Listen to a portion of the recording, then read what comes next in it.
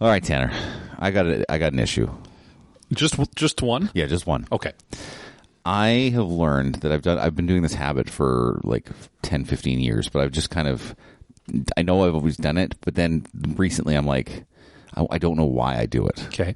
I can't shower without the toilet seat down. Huh. Okay. So the seat or the cover? The cover. Okay. The cover. So I walk in and the toilet's always facing the shower. And if that is not down, I always go, it's the first thing I do. And I've always just done it. I just put it down. Okay. And I go and then I can shower. But if it's up, I can't shower. Do you remember when this started for you? Like 12 years ago. Was there when I moved into my new house. Was there a reason that do you remember for this? I don't know. It's just been habit. I just walk in, see that toilet seat up. Yeah. No. Is this a germs thing, or is this a surveillance It's thing? like when I get clean, yeah. I don't want to know about anything that could possibly be dirty over there. Yeah, because the possible poop particles. Yeah. Okay. I just don't want a part of that. Okay. I mean, yeah, it's weird, but I guess I understand what you're saying. So would you rather shower knowing there's a potentially like with the lid open with the dirty part? Yeah. Or would you rather watch The Big Bang Theory? I would rather shower in shit than watch The Big Bang Theory. Welcome to Season 2 of Radical Apathy, the show that takes a hilarious and different dive into pop culture, gaming, and life.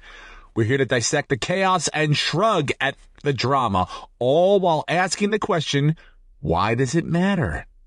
Let's not care together.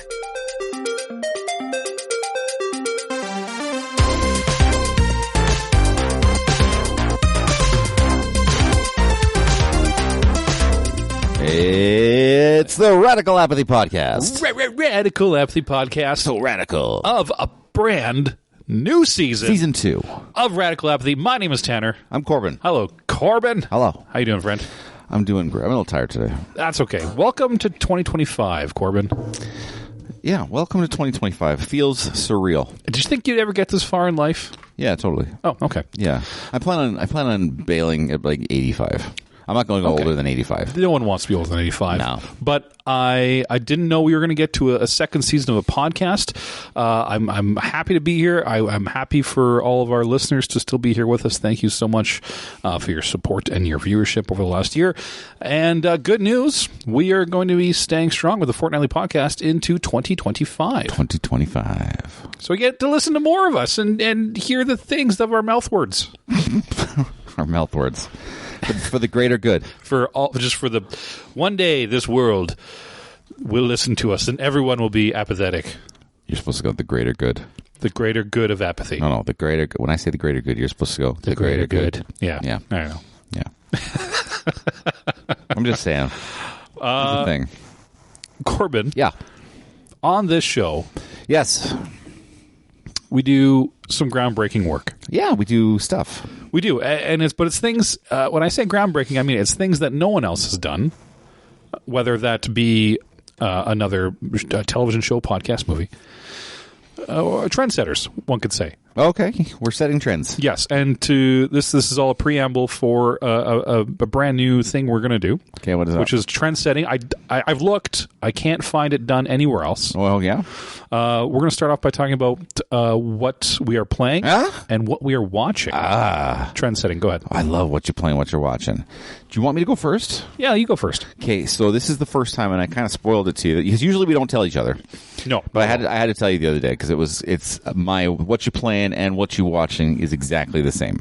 It's the same thing. It's the same? I don't know if that's allowed, but okay. Yeah. So, as I've mentioned before on this podcast, I'm a little bit counterculture.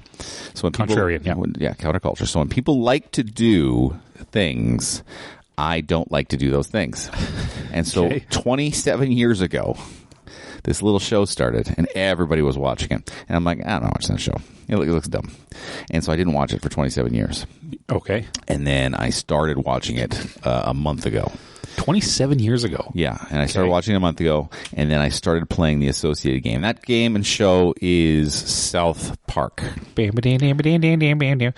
And so I've started watching, I'm on season 3 of South Park, then I started playing the game, and then because it's called The Stick of Truth, South Park: The Stick of Truth, and I was pretty happy. I got it for $9.99 on the Switch. That's a good deal. Ooh, I got to put that on our list. Talk about, because we're talking about that. I don't care what you say. Okay. Anyway, I got it for $9.99 on the Switch because it's like 8 years later after it's come out, and I started playing it, and I'm like dying laughing because it's so funny and so detailed, and like there's just so many things in it.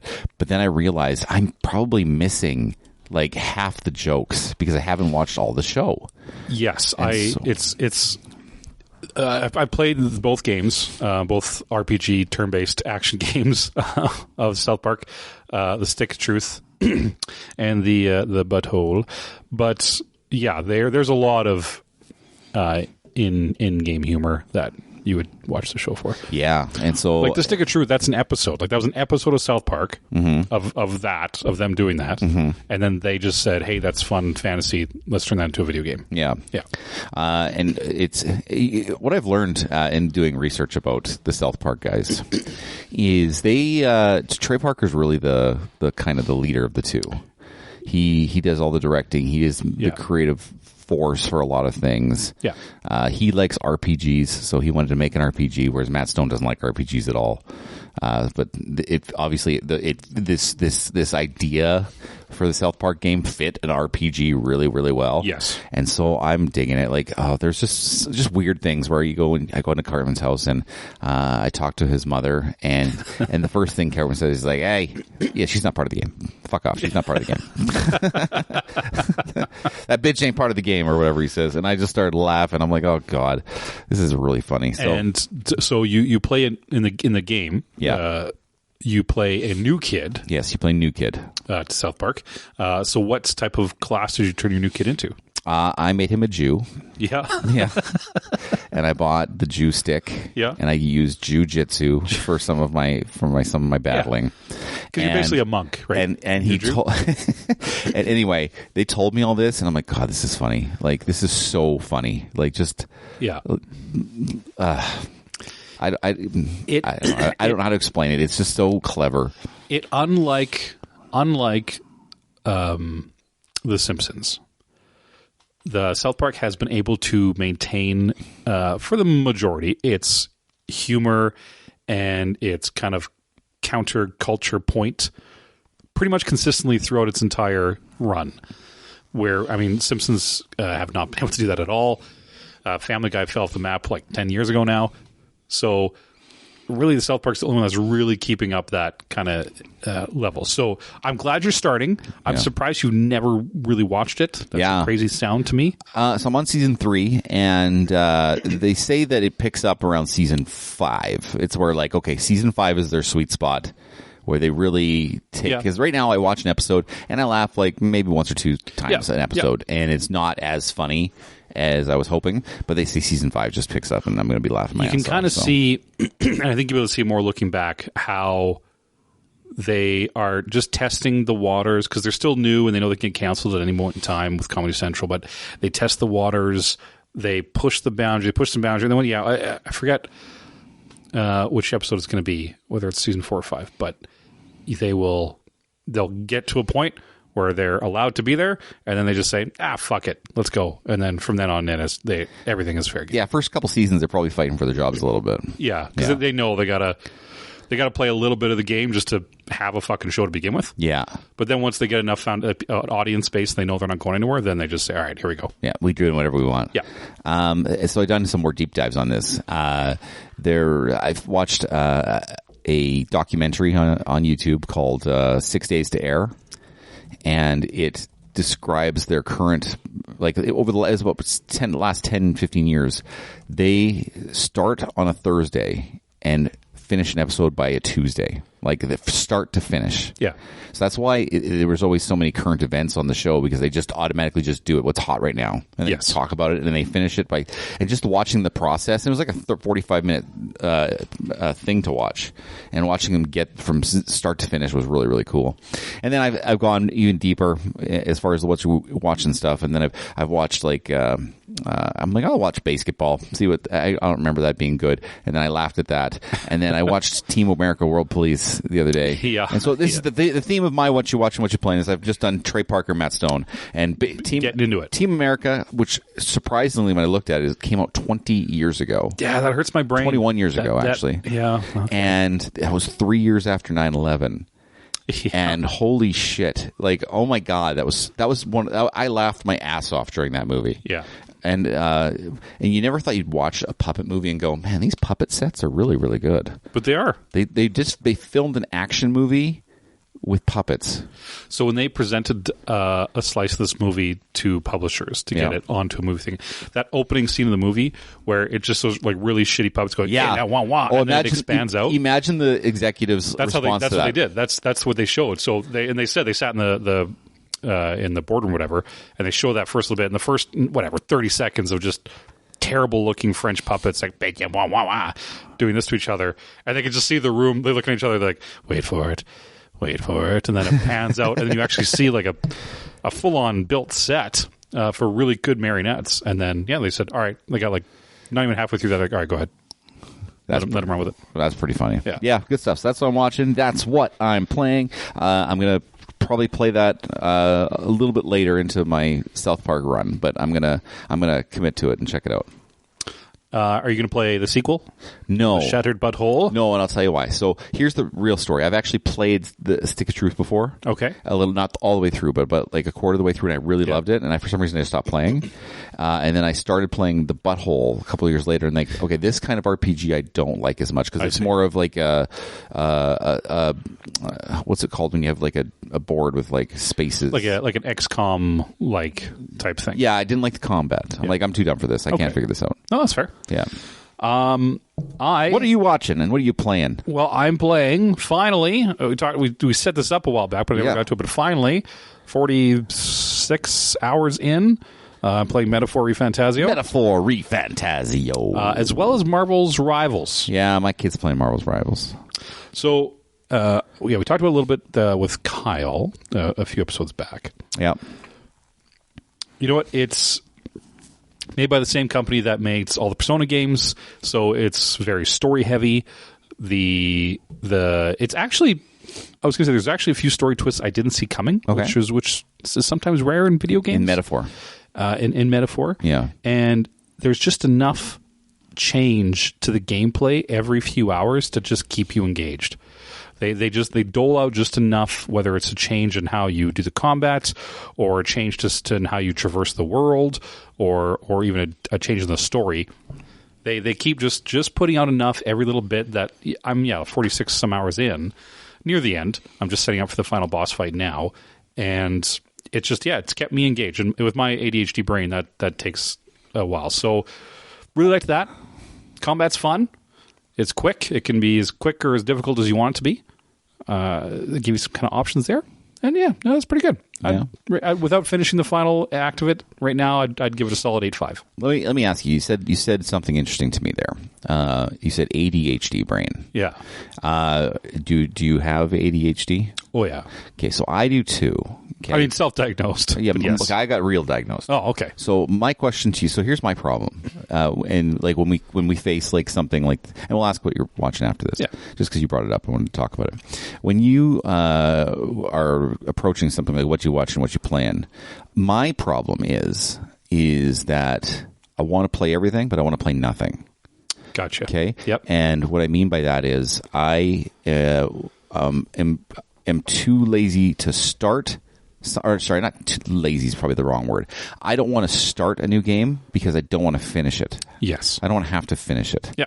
And so I find that I almost always choose nothing over something, which is my problem. I understand completely.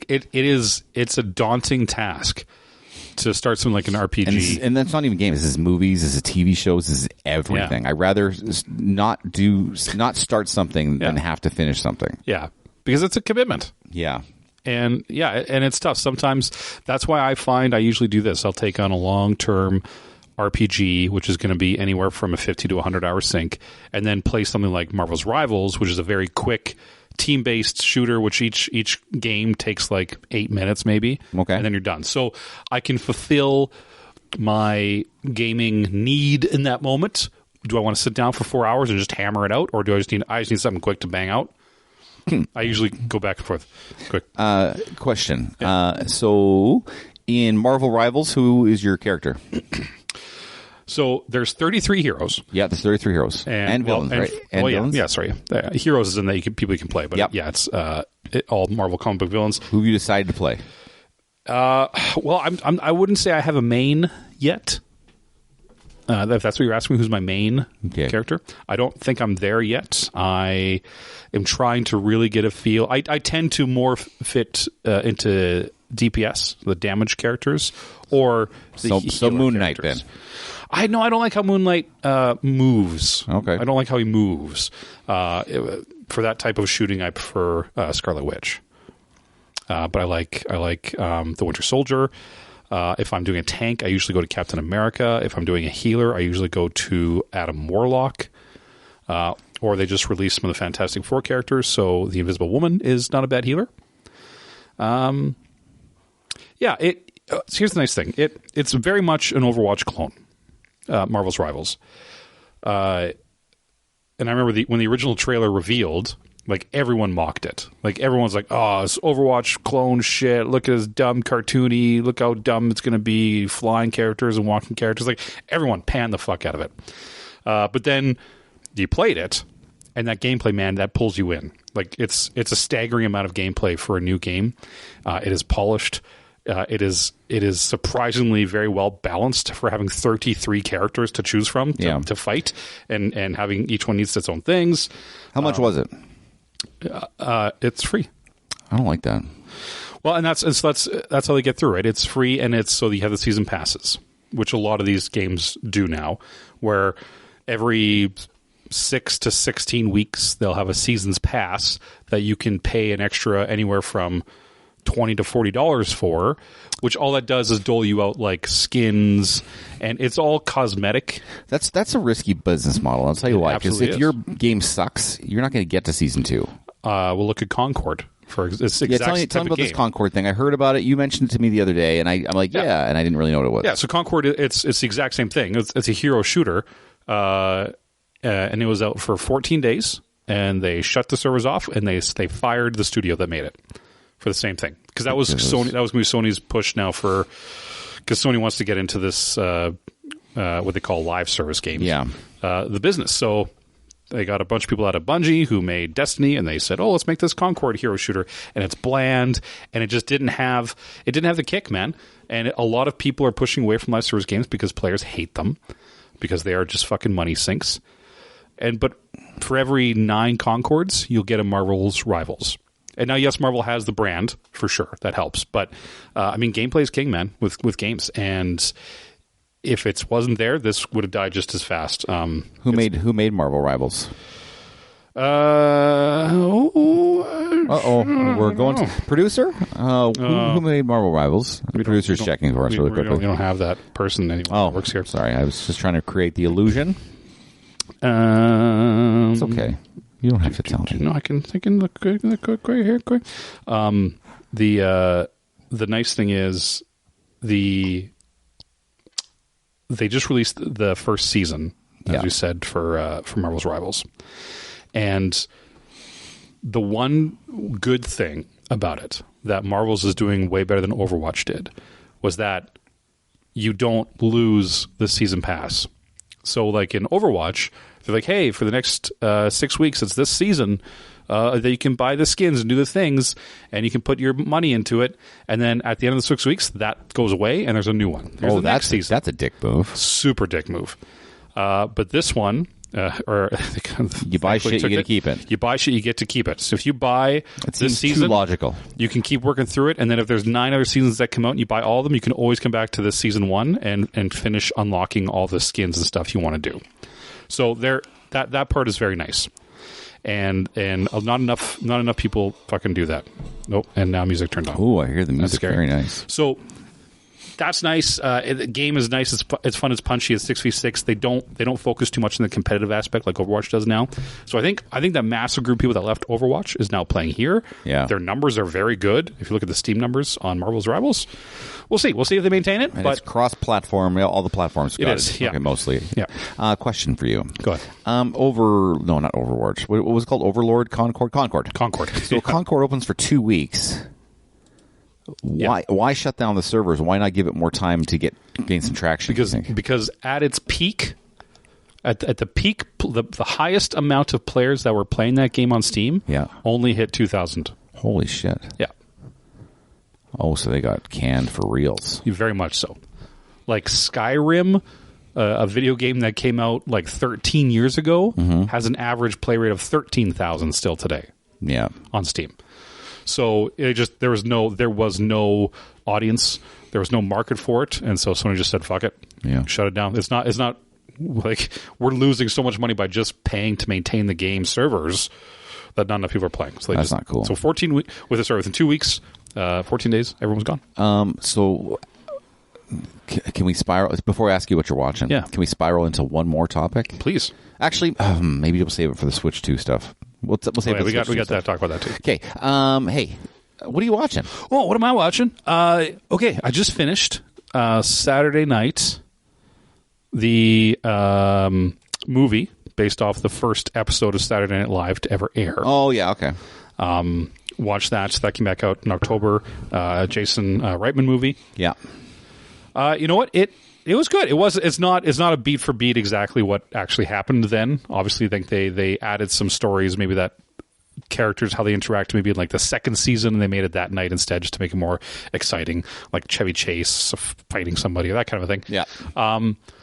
But it's the last, I think, 90 minutes before air, and just kind of how Lorne Michaels has to run through all the bullshit with the executives at NBC, and then trying to get these dipshit comedian actors to do this work, and no one really knowing what this show was, because there wasn't really a show like Saturday Night Live before it began, right? Like that having a skit show / music bands / stand-up show didn't exist, right? There's a bunch of variety shows, but not like this, right? So they brought everybody in, and they did good. It's not like a 90-minute beat for beat. Like the movie itself is not 90 minutes. I think that would have been a cooler version of the movie. Like if they actually made the movie the exact time left until the show had to start. Yeah, that'd have been cool. Would have been cool. So they don't really stick to that too much. But the one really cool thing about this show, if you have any interest in Saturday Night Live, and I actually don't really, like I don't really watch SNL. Yeah, I haven't committed to the only thing I do is watch those joke swaps every year. Yes. That's all I watch. And really, since like the Will Ferrell days have ended, I never really watched much of it at all, to be honest. Yeah, well, just your toes. That's fine. Touching my foot. I don't like that. The one thing they do really well in this movie is hiring actors to play the original actors. Like each one was a banger, and how they looked and how they acted and got the mannerisms down was awesome. Well, that's cool. Yeah, because they had Gabriel LaBelle playing Lorne Michaels, who I don't really know a lot about, but he was fine. But they had Corey Michael Smith played Chevy Chase, who was a fantastic Chevy Chase. Ella Hunt played Gilda Radner, who was also awesome. Dylan O'Brien played Dan Aykroyd, and he just, like, you think it is a 1970s Dan Aykroyd. Okay. He's spot on. Mustache, everything. Lorraine Newman, Emily Farron played him. So Matt Wood played John Belushi. Mm-hmm. It was a fucking standout John Belushi. Question: where did you watch this?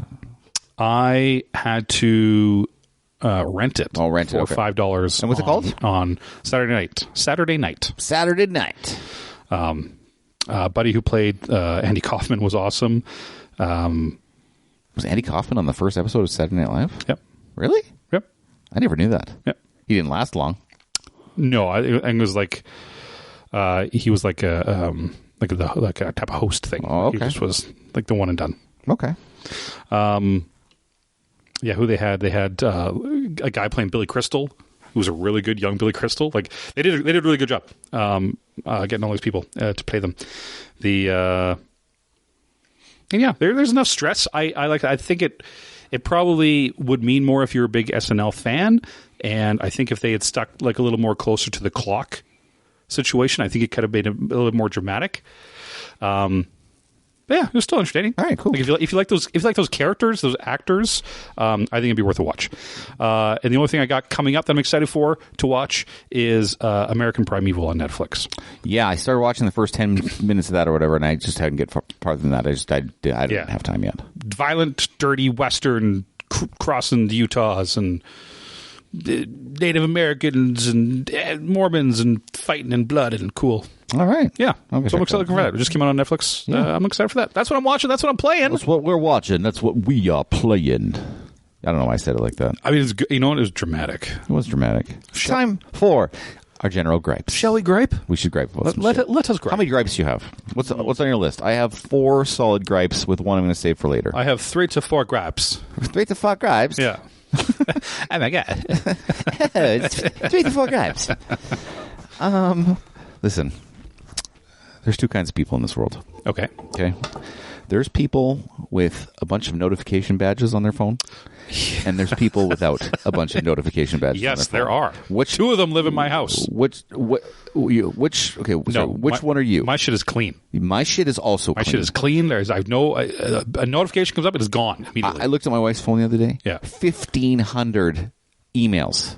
1,500. Yeah. And like 45 unread text messages. I'm like, how the fuck do you how do you live? How do you organize your life if you don't know what's going on? Yeah. Well, and it's even the ones that you might look at, but then that notification band or bar or number still stays up sometimes, Okay. And then you just walk away from it. Yeah. Like my wife will have like tabs, like web page tabs. Yeah. 1,000 tabs on a web page. Really? Oh, and sorry, so many. So she's a notification person. Yes. Notification. Yeah. What is going on? I don't know. I don't know why. Is it a man woman thing? I don't know. Maybe it is a man woman thing. Because I hate it. I hate the one. Literally just came on my phone as you asked this question, and I'm right now. Hold on, it's gone. It's gone. Yeah, like this. Yeah, other than those that just showed up now, I don't have anything online. Yeah, I don't like it. It's clutter. It's clutter. What pisses me off because if I'm sending like my wife something, yeah, and she doesn't read it, yeah, I blame all those other messages because it probably clutters everything up. You're so engaged in this, Corbyn, that you are waving a back scratcher around like a pointer stick. Like yes, I've got a back scratcher in my hand, and I'm shaking it at Tanner. Shaking like, the back scratcher. Son of a bitch. My back scratcher's so upset. I just don't understand it. I don't understand how people can live like this. Like if you this is the equivalent of getting a bunch of mail and just leaving it in stacks unopened on your counter. Okay, I do that. You don't open because your I don't mail? give a shit about mail. Yeah.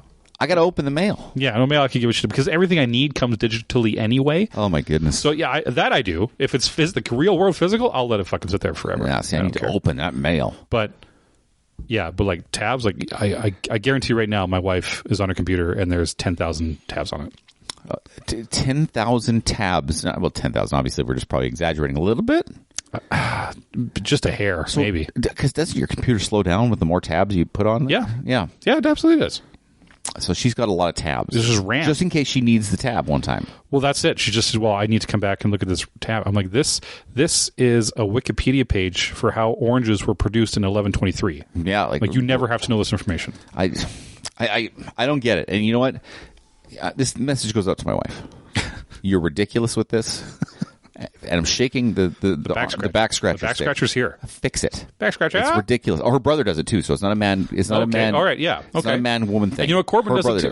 Corbyn. I always call it. That's me. Dayton does it as well. Yeah. Well, yeah. He never reads it. He never just leaves it there. Doesn't look at it anyway. So yeah. It's not. You're right. It's not a man-woman thing. Yeah, but the difference between Dayton is he doesn't read anything. Okay. Right. Okay. Whereas my wife reads some of it and then leaves the rest. Oh, she's picking in her notifications. Yeah, like why not just erase the other ones while you're in there? Yeah.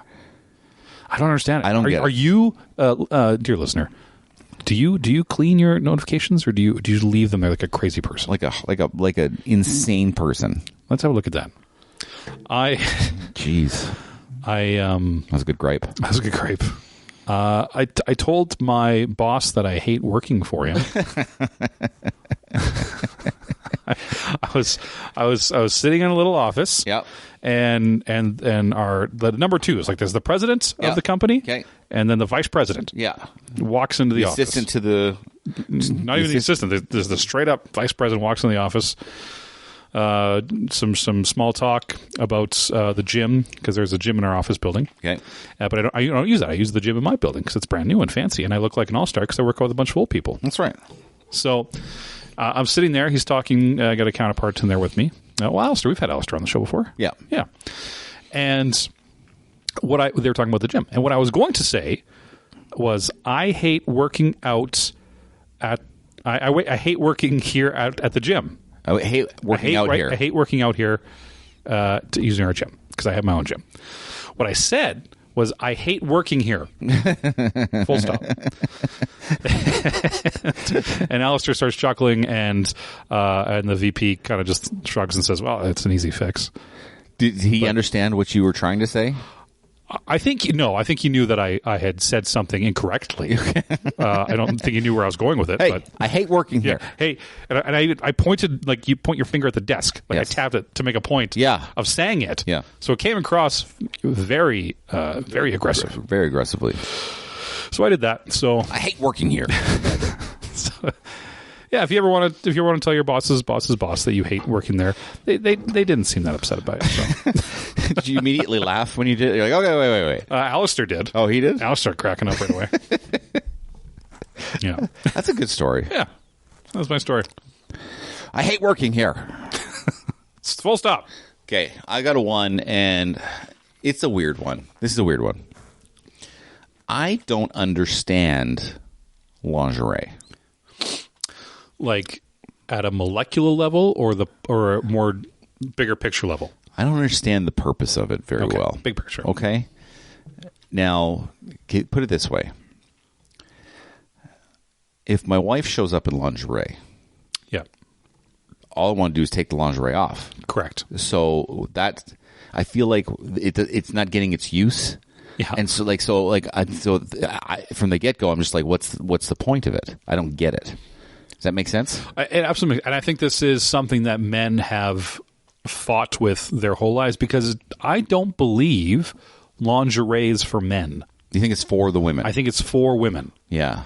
This is why we need to have more female guests on. Yeah, we should ask more female guests. I agree. I don't know a man. I've never met a man whom has told me, oh, man, the other night my old lady came home and she was wearing this amazing nighty lingerie, negligee. And I just said, oh, baby, you look so nice in that. And then we had pie. Well, yeah. Right? That's not the point. That's not the point of it. I think if there was a guy telling the story of his amazing night with his wife from A to Z, the lingerie would be like the letter D, and like that's it. Well, we just say we got, or you might say we got undressed. Yeah, like it would, that would encompass it. You'd even skip the whole part. For most of you, probably because, skip it. Like, and we're not saying, ladies, that we don't appreciate it. We're just saying we don't get it. I don't think. Yeah, I feel like I am missing a piece of the puzzle. I think most men are. Like it is nice. Like I'm not going to say it's not bad. It's not a bad thing. Yeah. Right. Yeah. But it's. I guess the question is, if she came up to you in just the straight up white cotton Sally Docker bra and underwear, would that change the outcome for you either way? Yeah, so it's weird, and this is not disparaging anything my wife has ever done, but like sporty underwear, yeah. And like not a sports bra, because I don't like sports bras. Like a yoga-esque type. Yeah, like that would work just as effectively. Yeah, I agree. I think, and with the same thought in my head. Okay, let's get rid of this. Yeah. Like, yes. this is 1 second of the story. Could I be honest? Yeah, I genuinely think if my wife came in a potato sack with the same intent, I don't think the outcome for me wouldn't be any different. Yeah, like we got to get rid of that potato sack. Like all right, let's take off what we're doing here and away we go. Right? Yeah. So yeah, I don't know. I generally think it's more for women. Mm-hmm. I don't know if it's a confidence booster to make them feel pretty. Like I don't know what it is. Whoever is making it for a reason. Yeah. And I mean, yeah, please do. But do you need to spend like $10,000 on underwear for men, or you just show up in potato sack? Yeah, go for the potato sack. See what happens. At least it's a good question. You know what? Show up in my favorite baseball jersey. Oh, just a jersey. Just a jersey. That would work too. That would definitely work. Yeah. Just be like, here I am, hat on backwards. Yep. I'm in. Oh, see? Yeah. Right?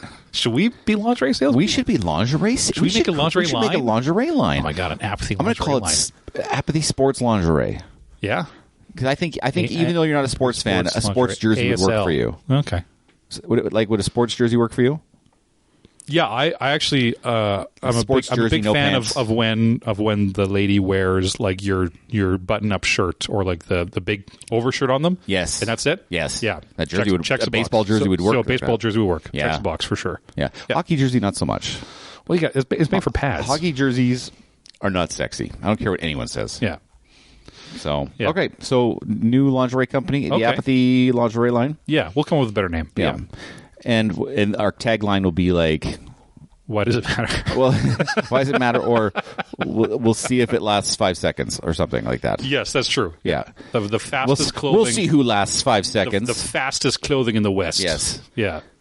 What lasts longer, your man or the lingerie? That's smart. I like that. I like that, too. That's a good question, though. Yeah. That's a good question. I'm going to Thailand in a month's time. Oh, that sounds really cool. Yeah. That's your gripe? No. So okay. I needed to, I was just letting that cool information sink in. Yeah, it's cool. So I needed, along with my wife, needed to get shots. Yeah. Because if you're going to Southeast Asia, they got shit down there that we don't have up here.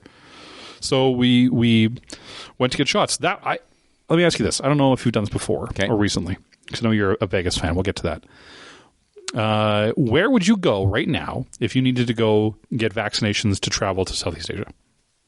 I'd probably just go to my drugstore. Okay. And just talk to them. Okay. Okay. Where would you go? It's my doctor. Yeah. Yeah, you don't do that anymore. Oh, you don't? No. The vast majority is done through just your local pharmacy. Yeah.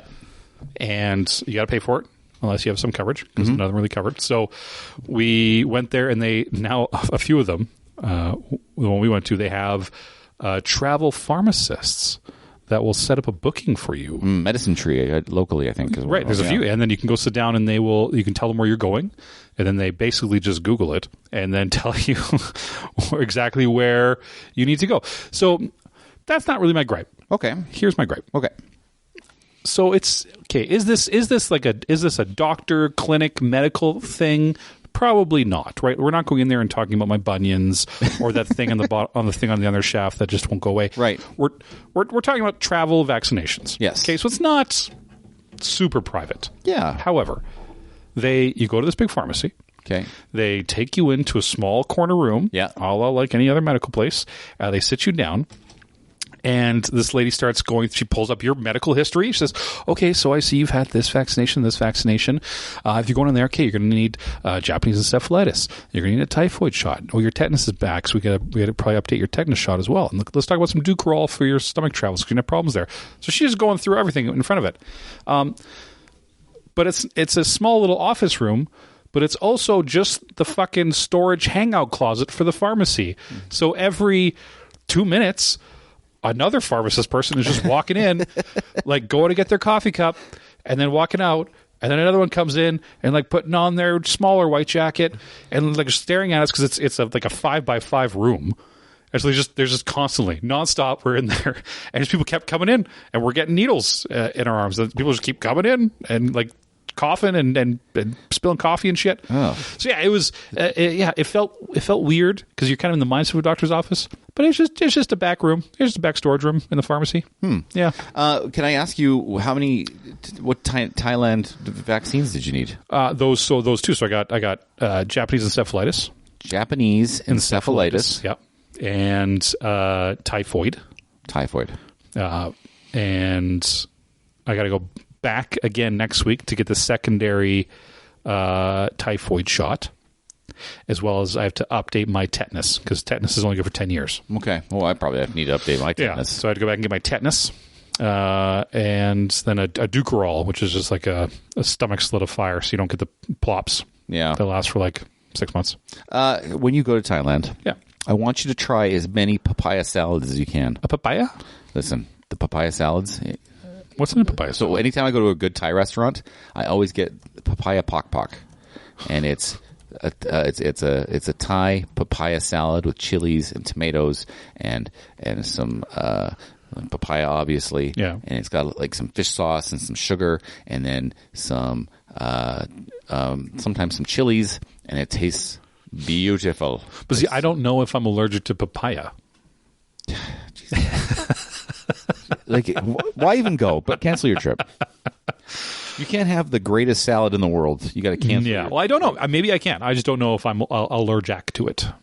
Okay, so let's say, how do you test yourself? Like here at home, like can you just go? You basically just cut up little pieces and put it on the inside of your mouth. Okay, because that skin is basically the same as your like esophagus and everything. Yeah, and you wait 5 minutes to see if there's a reaction. And so, what if there's a bad reaction? What happens there? You just don't. Well, so if you do the test, like your mouth will like bubble up and you'll get like hives on the inside of your mouth. You'll feel it. Try that. See if you can. Do they sell papayas? I don't know what green a papaya would look like. Not it's a green papaya. I don't know what a green papaya would look like. Well, it's at your fruit store where you get the fruits. Yeah, it's like long. It's like there. I don't know. It looks like a spaghetti squash. Like. Green papaya. Yeah, it looks like a spaghetti squash kind of. Oh yeah, okay, but that's a fruit. Yeah, it's a fruit. Does it taste like a fruit? It looks like a vegetable. Yeah, it's a fruit. Does it taste like a fruit or does it taste like a vegetable? It tastes like a fruit. Okay, it looks like a vegetable. It's fantastic. Papaya pock salad, phenomenal. I do like the names of Thai. Like they have kind of that's a lot of the names, like a pak or their money's called baht. It's like it's a baht. Yeah, it's fun to say. Yeah, it's kind of fun. I'm excited to go there and say things and get in trouble. I went to McDonald's the other day. Okay. And we always have McDonald's gripes, and I'm just going to continue the traditional trend of McDonald's gripes. Yeah. So for some reason, we're not sponsored by McDonald's either. No, and nor should we, because we trash the shit out of them. We really do. So they're on autopilot there. Okay. Yeah. We've talked about their stupid drive-through rules. We've talked through a bunch of stuff, and they're on such autopilot. When you order something, they don't understand the context in which you order it. Okay. Okay. So, for some reason, and I haven't done this in 15 years, I wanted 2 apple pies. Okay. That's all I wanted. Sure. I'm going to go get 2 apple pies because it's 2 for 1 apple pie. The craving kicked in. Yeah, the craving kicked in. So I go to the drive-thru. Hey, can I take your order? I would like 2 apple pies, please. Okay. First thing she says, what do you think she says? Do you want apple pies with that? No. Do you want fries with that? Oh. You've met me before. Yeah. And so I'm sitting in the car and I'm like, what? So I just said, why would I want fries with my apple pies? And there was just a blank silence. It was just silence, and she's like, "That'll be $2 or whatever." and she goes, and why? They're so conditioned to ask for stuff. Yeah. Like it doesn't make any sense in the context. Why would I want fries with my apple pies? Because it's all about that upsell, babe. And if you ordered fries, they would upsell you on an apple pie. Use your fucking head. No, that's not the point. No, use your fucking head. Upsell is more important. Upsell is not more important. There's no commission at McDonald's. Yeah, it's just making monies. Yeah, but no, there's no commission. No, but they just want... There's no reason for them to do that. Well, they get more money if you order fries. They don't get money. But McDonald's does. Like McDonald's is telling them, you always have to ask... Do you want some fries with that? Whatever they order, you ask them if they want fries or if they want the apple pie or that fucking donut that we made. I don't think that's a good idea. It could be I'm asking for dessert and you're offering me not dessert. It is weird. They should have offered you a second dessert or maybe like a Frosty. Yeah, like that would go make with sense. the dessert. Okay, that makes sense. sense. Do you want an ice cream to dip that in? Again, that makes sense. That in makes context. sense. But yes, to say, oh, would you like old French fries? Would you like some French fries? Would you like some salty potatoes with your apple pies? No, I don't want that. Stop being an idiot. I love it. Fucking McDonald's. All right, that's one of my gripes. I didn't go anywhere for Christmas. Oh, we're talking about Christmas after. Is this a gripe? Yeah, but that's okay. I'll come back to that one. I can save it for that. I got one more gripe then. Okay, go. We need to talk about the phantom pooper in my building. I love phantom pooper stories. So, in my condo, there are 2... I'll put in quotation mark public bathrooms in the lobby area. Okay, and that's because there are large amenity rooms like a cooking thing. There's a theater, so you can host people. You can have them come over and host. So there's 2 bathrooms down there so that people don't have to go upstairs to your room. Yeah, right. It's really nice. Some motherfucker. Yeah, and I promise it's someone who lives here, who lives in the building. Okay. Is going downstairs out of their fucking home in which they live in, where there's at least a bathroom, if not 2, down to this public bathroom. Yeah. And the things coming out of their body, Corbyn, they're not well. Are we talking like spray foam? Everywhere. Like on the outside of the toilet, on the walls. On the walls? Multiple times this has happened. On the walls? On the walls, Corbyn. Okay, my buddy lives in your... he's my number one suspect. My buddy lives in your building. Yeah. And he's my number one suspect. Well, he has something deathly wrong with him. Yeah. It is because... And it's... I mean, I just assume it's an old person. Yeah. But some fucker who just... I don't know. I don't know if it's because they don't want to mess up their bathroom or their wife makes them do it. But... You're not doing that in here. Go downstairs. Like, honestly, once every couple weeks... Yeah. Like, since it's been there, someone goes down there and fucking demolishes it and then just smoke bombs and it's gone. And do you have a cleaning staff that takes We do. care? Oh, yeah. God, those poor cleaning But staff. yeah, exactly. You feel bad because this should be a barely used fucking bathroom. That's just there for people need it. No, this guy's fucking just prick's going down there. Going to town. And just, I don't know how, like, I don't know if he's pooping and shitting before he gets to the toilet. It's like he doesn't have time to get there. That means he's old. He's not fast enough. No, I agree. I think it's an old person. Yeah. Because they're just ignorant too. Yeah. Yeah. And so I'm making it. So here's my goal. Yeah. By the end of this season, Okay. I will identify this pooper. Listen, Okay. are you going to go to the board at your board meetings and go, listen, we've got a phantom pooper. Yeah. I want to identify I've brought it up. him. Yeah. I'm going to. So I'm going to do what I need to do. Can you lay out your investigation plan for this? When it's done, Okay. I don't want to give away my techniques in case he listens. And he knows I'm coming for you. And if you do listen, you fucker, I'm coming for you. But I'm gonna. So when I have a successful report, Okay. I will come back and I will debrief with everybody and let you know how the hunt for the phantom. You hear that, everybody? Wait till the end of the season. You can hear who the phantom pooper is. Papa. The phantom pooper On ABC. on ABC. That is all of my gripes. So there's a football playoffs going on right now. Okay. This is my last gripe. And it's more of a question because I'm not sure where I sit on this fence. I feel conflicted. Okay. Because I'm very liberal with a lot of things. Yeah.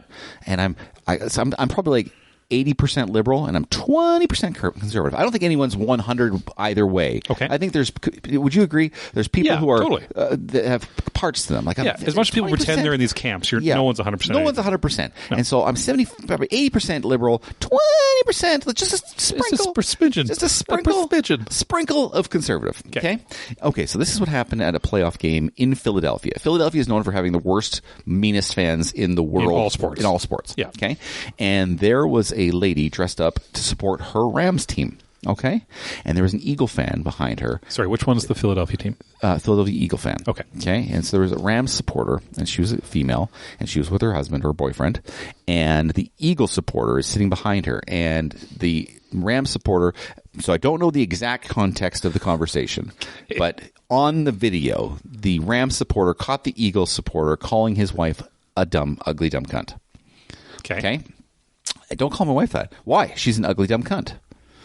And that's kind of how the exchange was, and it was really mean, and it's a terrible thing to say to somebody. Yeah. Okay. Here's where my problem is. Okay, and I'm not sure if it's my problem, but we're going to talk about it. We're going to talk about the logistics of this. It was videotaped. I'm from the 80s. It was recorded, and it was shared online. Yeah. And this guy was identified. Yep. And he lost his job. Yep. Okay. Where do you sit on the? Does this guy? Can we just have assholes in the world without everyone losing their job, or does this guy deserve to lose his job? I think it might depend on the job. Okay. Right? If he's a plumber, nah, who cares? Okay. So let me put it this way. There is a guy who's been charged with multiple felonies who was just sworn into the office of the presidency yesterday. I'm not saying it makes sense. Okay. So where is the line of where someone deserves to not have a job if this guy can have that? I think and again, I'm not one way or the other. I'm just saying I don't know if I think that guy should lose his job. I think the guy should be chastised for being an asshole. Sure. But I don't know if he should lose his job. What do you think? Tell me what you think, because I'm really conflicted on this. I'm honestly, I'm not necessarily one camp or the other. I think it depends on the offense and it depends on the job. So, for this one, for example, Buddy calls her a dumb, stupid cunt, whatever he said. Yeah. But let's say he's in charge of a women's rights organization. Okay. And getting domestic violence women jobs. Yeah, you probably don't want that guy in charge of that anymore, right? Because now as far as that job goes, I would suggest a line is crossed there where the people who use that job. What was the job again? Sorry? Like a woman's rights, getting domestic violence women. Can these two things happen in the same sphere? Can someone be helping people with women's rights, but at the same time run into an ugly dumb cunt? And say that at the same time? No, because then the people who use that product or use that work won't feel safe going there anymore. So I think it depends on the job. Like I said, if he's just a plumber he's just going around doing plumbing, sure, who cares, right? It doesn't affect it either way that way. But I would say, yeah, if it comes into what you specifically do and how that would have an effect on the client side. Now that being said, I know there is for a fact that some people had been fired for jobs, which I would suggest they probably didn't have to be. I think there was an overreaction on some businesses and some management staff who like people who were like working at a coffee shop or something. They said, "Oh, you were seen outside of a movie theater that was playing a Star Wars rerun. You're fucking out of here." Mm-hmm. Right? So I think there is a balance to it, but I think sometimes we just live in a world where everything you say or do is going to be recorded and put on the fucking internet. A la like Radical Apathy Podcast, which you can catch fortnightly on your favorite subscriber. Okay, so I just found out. So, identified this person and learned he worked at BCT Partners, a DEI-focused management consulting firm in East Brunswick, New Jersey. Jersey. I don't know what any of those words mean. I don't know what that is. So, and here's my other problem. So a consulting firm. Okay, here's my other problem. Yeah. Okay? The video captured the result of something. Yeah. But did not capture the context in what led up to it. He's saying this didn't happen without provocation. That wasn't on the video. Which is fair. So that's true. Probably is, yeah. Where like rarely does someone just look over to the other one and say, "Yeah, you're a dumb cunt." Ugly dumb cunt. Usually there is a lead up to that. Yes. Like we can't just talk anymore, man. It's killing me. Yeah. So again, that 20% of me is like, this is just absolute horseshit, because the context was not. Maybe she called him something very unflattering. Yeah. And he's like, "Oh, you're an ugly dumb cunt." Yeah.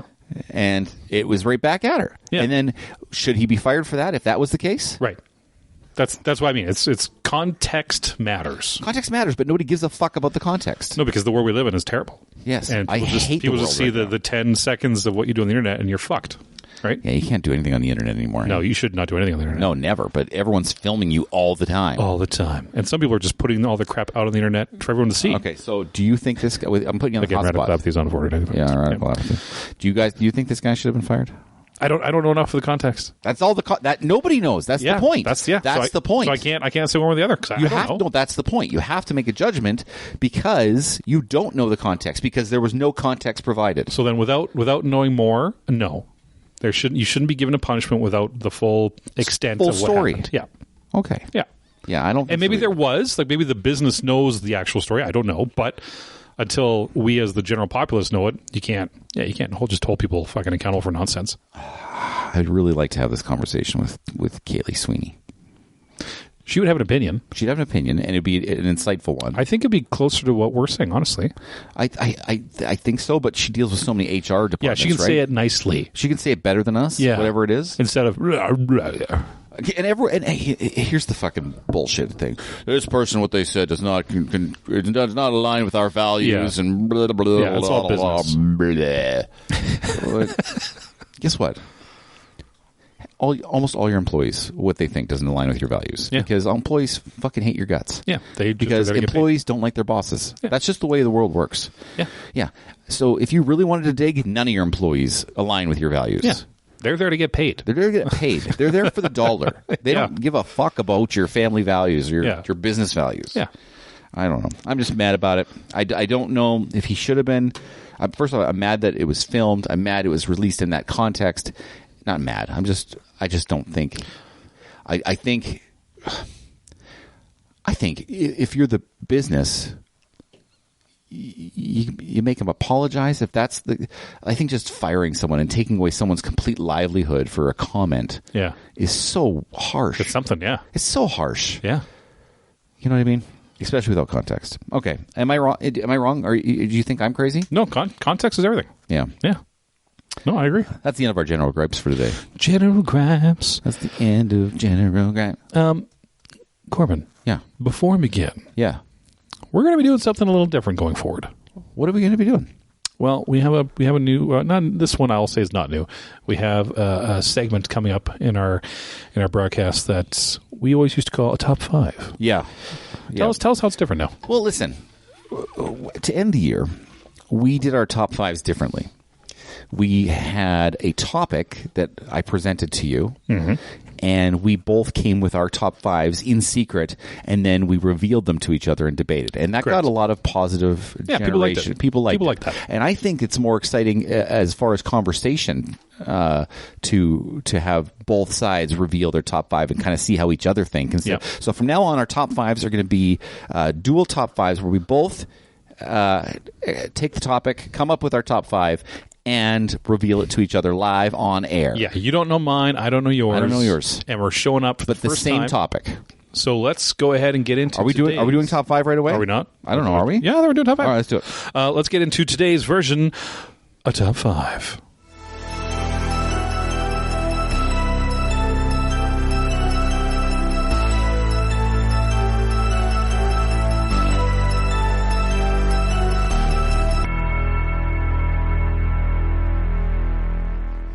And here's the thing. I kind of brought an honorable mention because I couldn't whittle it down to 5.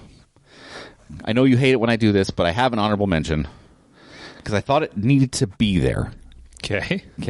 And I couldn't get rid of my other top 5. And first off, let's tell them what the topic of the top 5 is today. Go ahead, Tanner. Our top 5, everyone, is going to be top 5 sidekicks in movies, is what you said in the text. Okay. Top 5 sidekicks in movies. Yes. Okay. There's no parameters other than that, so we can come with our top 5 and explain what we're thinking. And I'm excited to feel how you're thinking. And we had a little talk about because the only chat we had is that okay, well I got a good top 5, you have a good top 5. We were very excited about our top 5s. We thought we'd bring really nice perspectives to a lot of things. Yes. You said a Star Wars character had to be in there. And I said I cut my Star Wars character. I said I was only going to allow myself one Star Wars character. And I cut mine out completely because I think it's low-hanging fruit. So I got rid of it. Yeah, it is. Yeah. That's why I was going to put like 4 in there. I was like, no, can't do that. I got an honorable mention. Don't get mad at me. Do you have an honorable mention? Did I? I didn't write them down. No.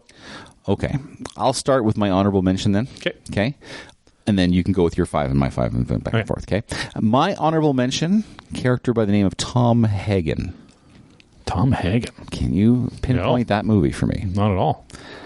From a couple movies called The Godfather.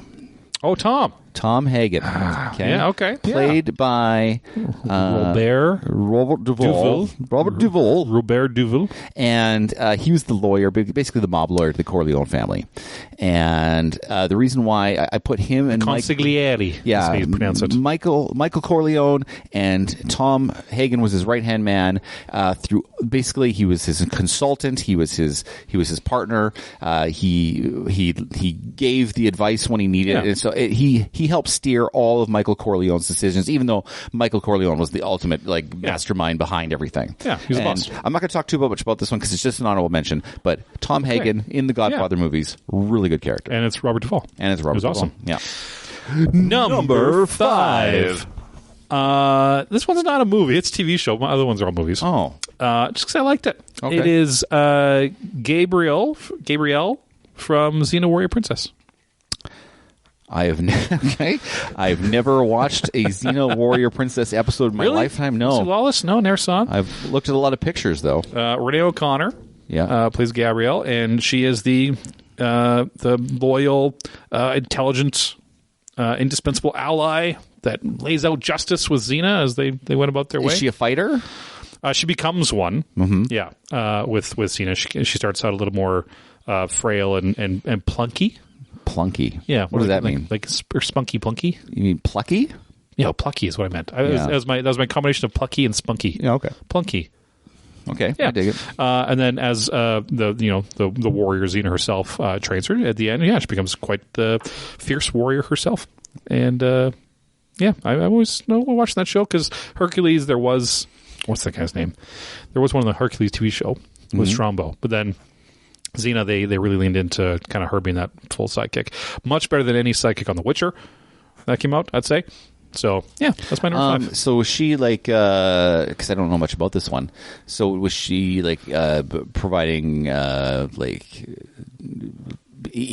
how Tom was? Was she providing like advice and insight? And no, she was the young foil to Lucy Lawless's Xena, who was already kind of the established warrior, strong fighter going forward, where Gabrielle was the earnest, basically like farmhand village girl who was more, trusting of people and a little bit more of the fair lass early on. Okay. And then she had to learn this warrior lifestyle and traveling companion to this warrior woman as she kind of carried on. So then she went from, just this small village girl to being her own warrior lady herself. All right, I dig it. Yeah. All right, Yeah, she went. My number 5. Roger Murtaugh. Roger Murtaugh. And for those of you...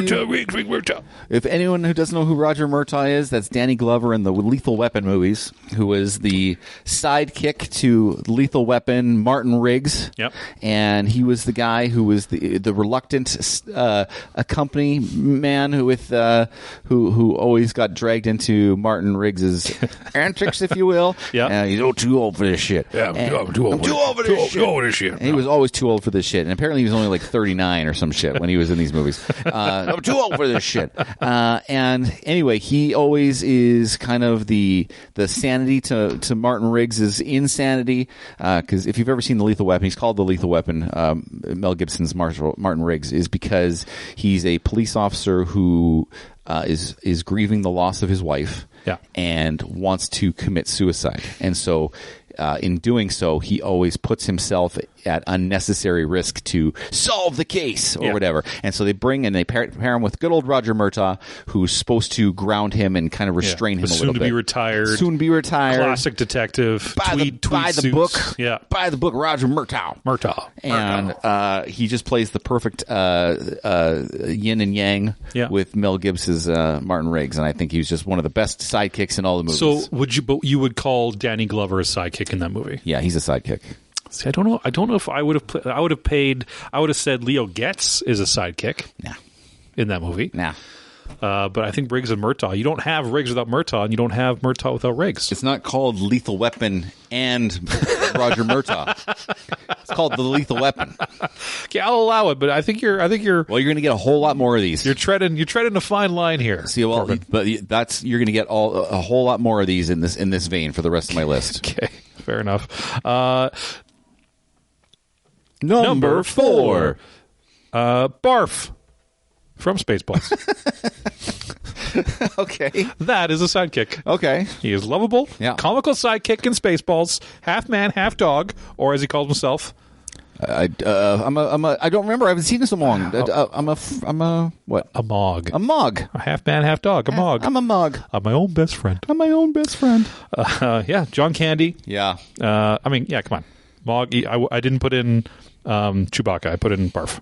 You put in Barf and say, yeah. Because I think he's a better sidekick than Chewbacca is. Well, he's more vocal. You understand what he's saying? Yeah, and he can be a smart aleck, and he's got his big floppy dog ears and a wagging tail that does its own thing. This is a little bit of foreshadowing to my list, but I think comedies serve sidekicks better than other movies. Way better. Yeah. Because a sidekick is generally a comedic relief character. 3 of my top 5 are comedic sidekicks. Yeah.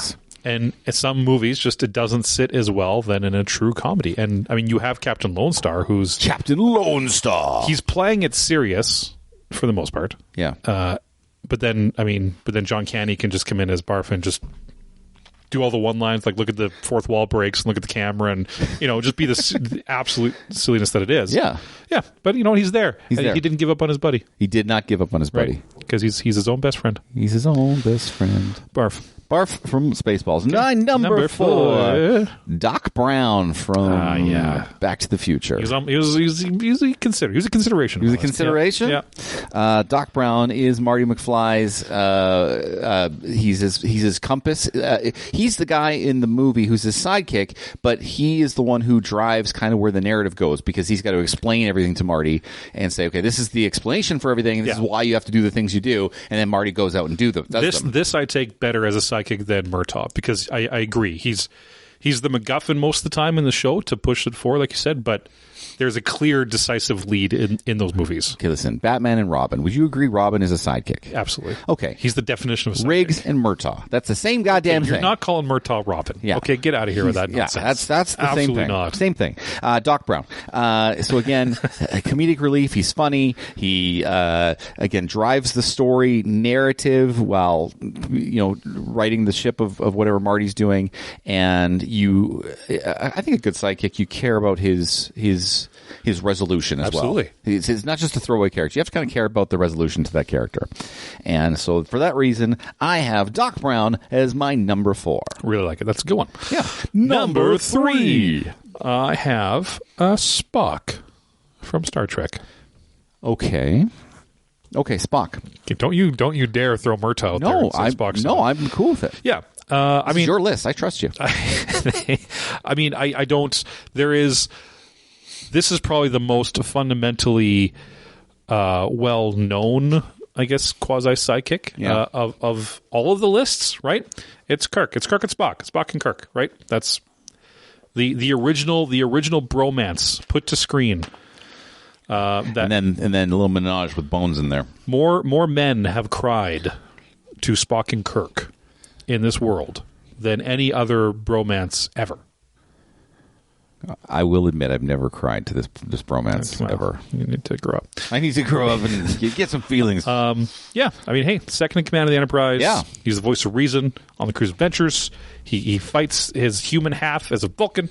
He has his own backstory, his own drive. There's just not a truer. There may be one truer version of a bromance, but this is the longest running. And he fills that role of pointing the way because of his quote unquote logic, right? Yeah. He's not the emotional leader, but he's the logistical leader, and that pairs well with the emotion of Captain Kirk, if you will. He's a perfect foil to Kirk. Yeah. Right, where Kirk is just rambunctious cowboy. Yeah. Spock maintains it, but yeah. But deep down, he's like, yeah, he loves him. Yeah. Yeah. Deep down. Even though he doesn't feel emotion. What's your number 3, Corbyn? Number 3. Hannibal Lecter. Okay. All right. Well, you're going to have to walk me through this one. All right. Hannibal Lecter. Okay. In the movie, The Silence of the Lambs. Okay. Clarice Starling is complete. So this is kind of along the same vein. Clarice Starling is on this investigation by her own. Nobody is helping her. Yeah. And they're just kind of like, go do. And she meets this character who can't be with her, but is guiding her logistically through it's that logistical waypoint of guiding her through this entire investigation. He offers first off, what I like about it is he is not just that character who does what I just described, but he is genuinely interested in the main character, Clarice Starling, and wants to get to know her, and then once he gets to know her, the more he wants to help her. Yeah. And then by the end of the movie, which I really like, is because again, you have two characters on two opposite sides of the spectrum here, right? Good and bad, good and evil. Yeah. But he's a sidekick to her because by the end of the movie, he respects her enough to not kill her. And she respects him enough because she helped him stop the real killer. Yeah. Do you know what I mean? Yeah. And so there was kind of a weird, twisted mutual respect at the end, which kind of brought these characters together, even though they started at complete polar opposites at the beginning of the thing. So again, pointed the character in the right direction, found respect, and engaging ways of learning about each other. Okay. Really, really cool sidekick. Okay, yeah, and I guess in the aspect of the movie Silence of the Lambs, that makes sense. Yeah. In the movie Hannibal, I would suggest he's probably not a sidekick. But yeah. Yeah, no, in the movie Silence of the Lambs. Yeah. Yeah. Okay. No, yeah, you know what? I'm with you. Okay. You talked me into that one. Yeah. I support you. All right, man. Okay. Number 2. R2-D2 from Star Wars. Yeah, I got rid of R2-D2 out of my list. I mean, there's a strong argument to say that he's the main character of Star Wars because he's in every movie and every TV show and every commercial, and he's there for everything that ever happens in the entire galaxy. R2-D2 is there for it. But his point to be there is very much as a sidekick to either be a foil for C-3PO or to assist the main characters the whole way through. Successfully in only about 33% of the time, however, though. Yeah, I mean, successful or not. I mean, he's there because he was kind of trash in the prequels. Even in the dire situation, he's there. You know, he's still there rolling around. Yeah. He might just be. But it doesn't have to be R2-D2 the character complete arc. Like, correct. If you just told me Star Wars, best, I'd be like, yeah, totally. Yeah, you know what I mean? Yeah, and I think everyone, or more specifically, even Empire. Like, 100%. And I went back and forth between this and Chewie, who I think are the two main sidekicks of the Star Wars film. But R2-D2 is always there, and he's more of a sidekick to everyone else. Yeah. Where Chewie just kind of has Han. So it's weird because R2-D2 works because he's a sidekick to more than one character. Yes. You know what I mean? Yep. He's a sidekick to Luke for Empire. Yep. He's a sidekick to C-3PO for the first and third movies. And then he ends up staying with Leia for how long? But yeah, he sits in, and that's my number 2. Everyone knows R2-D2. That's a good number 2. Yeah. R2-D2. What's your number? Number 2.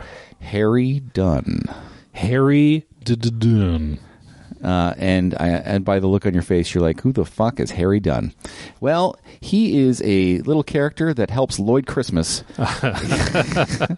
Lloyd Christmas bring the Samsonite briefcase all the way back to, I was way off. to good old Mary in Dumb and Dumber.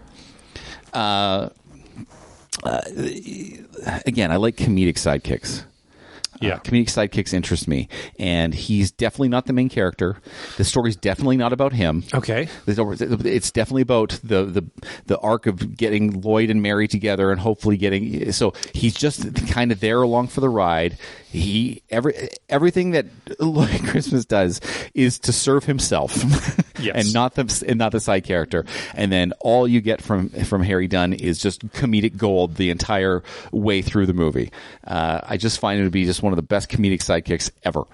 I agree with you on 99%. I don't feel that Harry's a sidekick because, to use your point against you, his name is in the title of the movie. Yeah, that's fair. It is Dumb and Dumberer. Yeah.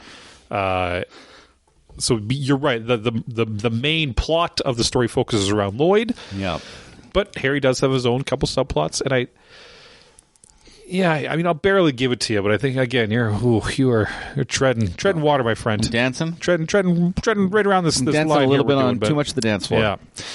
Well, that's my number 2, Harry Dunn. Harry, Oscar-winning actor, by the way. And I would argue holder of one of the top 3 opening scenes of any TV series ever. The Newsman? Yeah, the Newsroom. Yeah, Newsroom. Sorry. Yeah. I didn't know anything about the Newsroom. I watched the first episode as it aired live, and that scene showed up, and I'm like, holy fuck, yeah. I'm excited about this show. Yeah. Aaron Sorkin for the win. Number 1. My number 1 is... If we had the same guy... I wonder if we do. I don't think we do, but if we did, I would shout to the... Do we want to say it at the same time? No. We don't. No, I want to... What if it's the same one? Then we lose because that. it ruins both. Because for the listener, it ruins... I see. Okay, yeah. All right, my number 1... we're not going to have the same person. We're not going to have the same person, but if we did, it would be awesome. Is Samwise Gamgee from Lord of the Rings? No, it's not. Yeah, oh, yes, it is. I looked at potentially putting a Lord of the Rings character in here, and I'm like, they're too lame. Samwise is the epitome of a loyal sidekick. Yeah. He is always there. He supports so much so that he fucking carries Frodo up the goddamn mountain himself. Yeah, he does. Right? He goes back and finds him. He has his moment. He never lets him leave. He fucking walks on the river, says, well, fuck it, I'm going to walk in the river and go with you too. Like, fuck you, you're not leaving without me, right? He is, in all definition of the word, sidekick. It's Samwise. To the point where Lord of the Rings would not have had its outcome if Samwise was not there. I agree that Samwise Gamgee should be a top 5 sidekick. Yeah. I just didn't want to put him in there, if that makes sense, because I find him annoying as fuck. So, like, he's such a good sidekick. Yeah. He's so good at it, he becomes annoying. Okay. If that makes sense. I can see it. Yeah. But no, yeah, he's definitely number one. He's definitely he's right up there for sure. Like, I have no problems with that. And like you said, like, he carries him up the mountain. He wants to carry the main character's burden for him. Yeah. Which is what every great sidekick should do. Yeah. Yeah. And all the way to the end. All the way to the end. Yeah. To the end, my man. And he gets the best outcome in the movies. Right, in that original trilogy, right? He gets to go home, have a wife and kids, and do and garden and do the thing he wanted to do, right? Yep. He gets the best turnaround out of everyone there. He just gets what he wanted. I like that. Yeah. It was a rewarding. Like, you did your job, and you get rewarded for it. Yeah. Yeah. No, I dig that. Yeah, I dig that a lot. Number one. What's your number one? Number one. Oh, you're not going to like this. Oh God, you're not going to like this. Okay. Danny Butterman. Who the fuck is Danny Butterman? Who the fuck is Danny Butterman? Who the fuck do you come here with a Danny Butterman? Hot Fuzz, my man. Danny Butterman. Okay. Nick Frost Good for you. in Hot Fuzz. Yep. Okay? Again, I love comedic sidekicks. This guy is the ultimate comedic sidekick because you've got the ridiculously smart and driven Nicholas Angel, and you've got the completely stupid and comedic foil of Danny Butterman. Yeah. And he helps like none. Like, he helps like with none of the investigation because he doesn't get anything that's going on. And then by the end, he's like a reformed character who's found his North Star based on his relationship with the main character, and it's fucking hilarious the whole way. Yep. I love Danny Butterman. He's my favorite sidekick of all time. Okay. Danny fucking Butterman. Yeah, and I mean he carries Nick Angel to the end, right? Like, it's again kind of like Samwise. Yeah. Well, He focuses. He learns a lot. He's like, man, he looks up to him. Yeah. And so he wants to be like him. Yeah. Okay. And then there was this one part of the movie, which still doesn't really kind of make sense. But if you think back, it doesn't make sense at all, where Nicholas Angel confronts the community group in their like little church area at night, and they're all around a table, and then Danny Butterman kind of shows up behind him, and he's like, huh.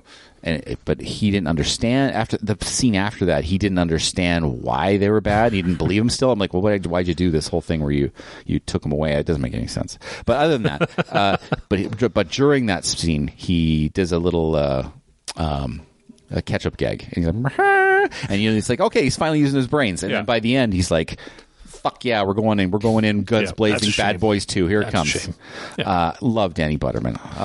If you would have said Danny Butterman, I would have been like, ooh. I wouldn't. You know what? I didn't even consider Danny Butterman in my list, but it's a good list. He's the first guy I thought of. I'm like, you said sidekicks. I'm That's like, a good list. Danny Butterman.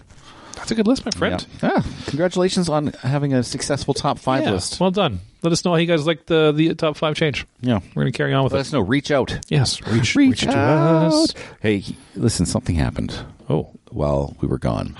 And I've talked about it, and I've talked about it, and I've talked about it, and now it's reality.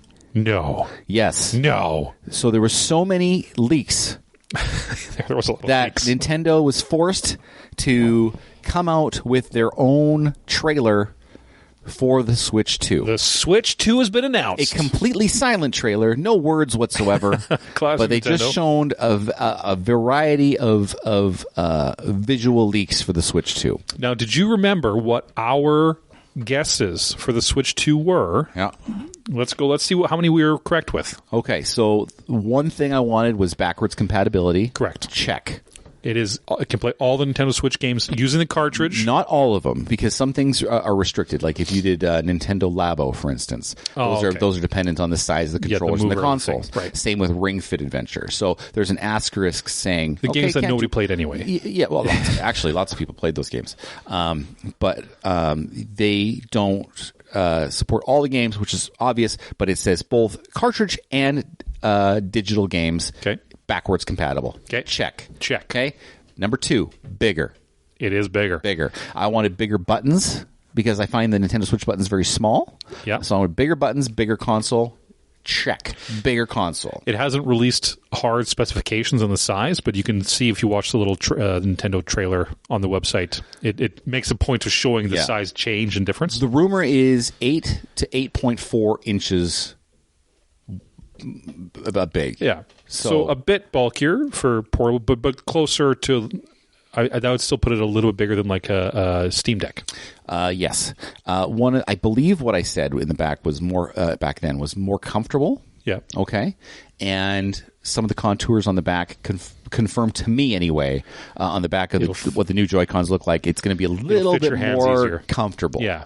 There's a lot of open space on the Switch now. Yeah. Boom. Larger. I said magnets. Yes. For the Joy-Cons. Yes. Magnets confirmed. Boom. Confirmed. Magnets. Confirmed. Got rid of the rails, brought in magnets. Which I like. And there's still a sort of it looked like there was a release button. Yeah, there's a release button that pokes it away to lets you come out. So they magnetize, and there's a locking system so if you're not gonna get excited and pull them off. No.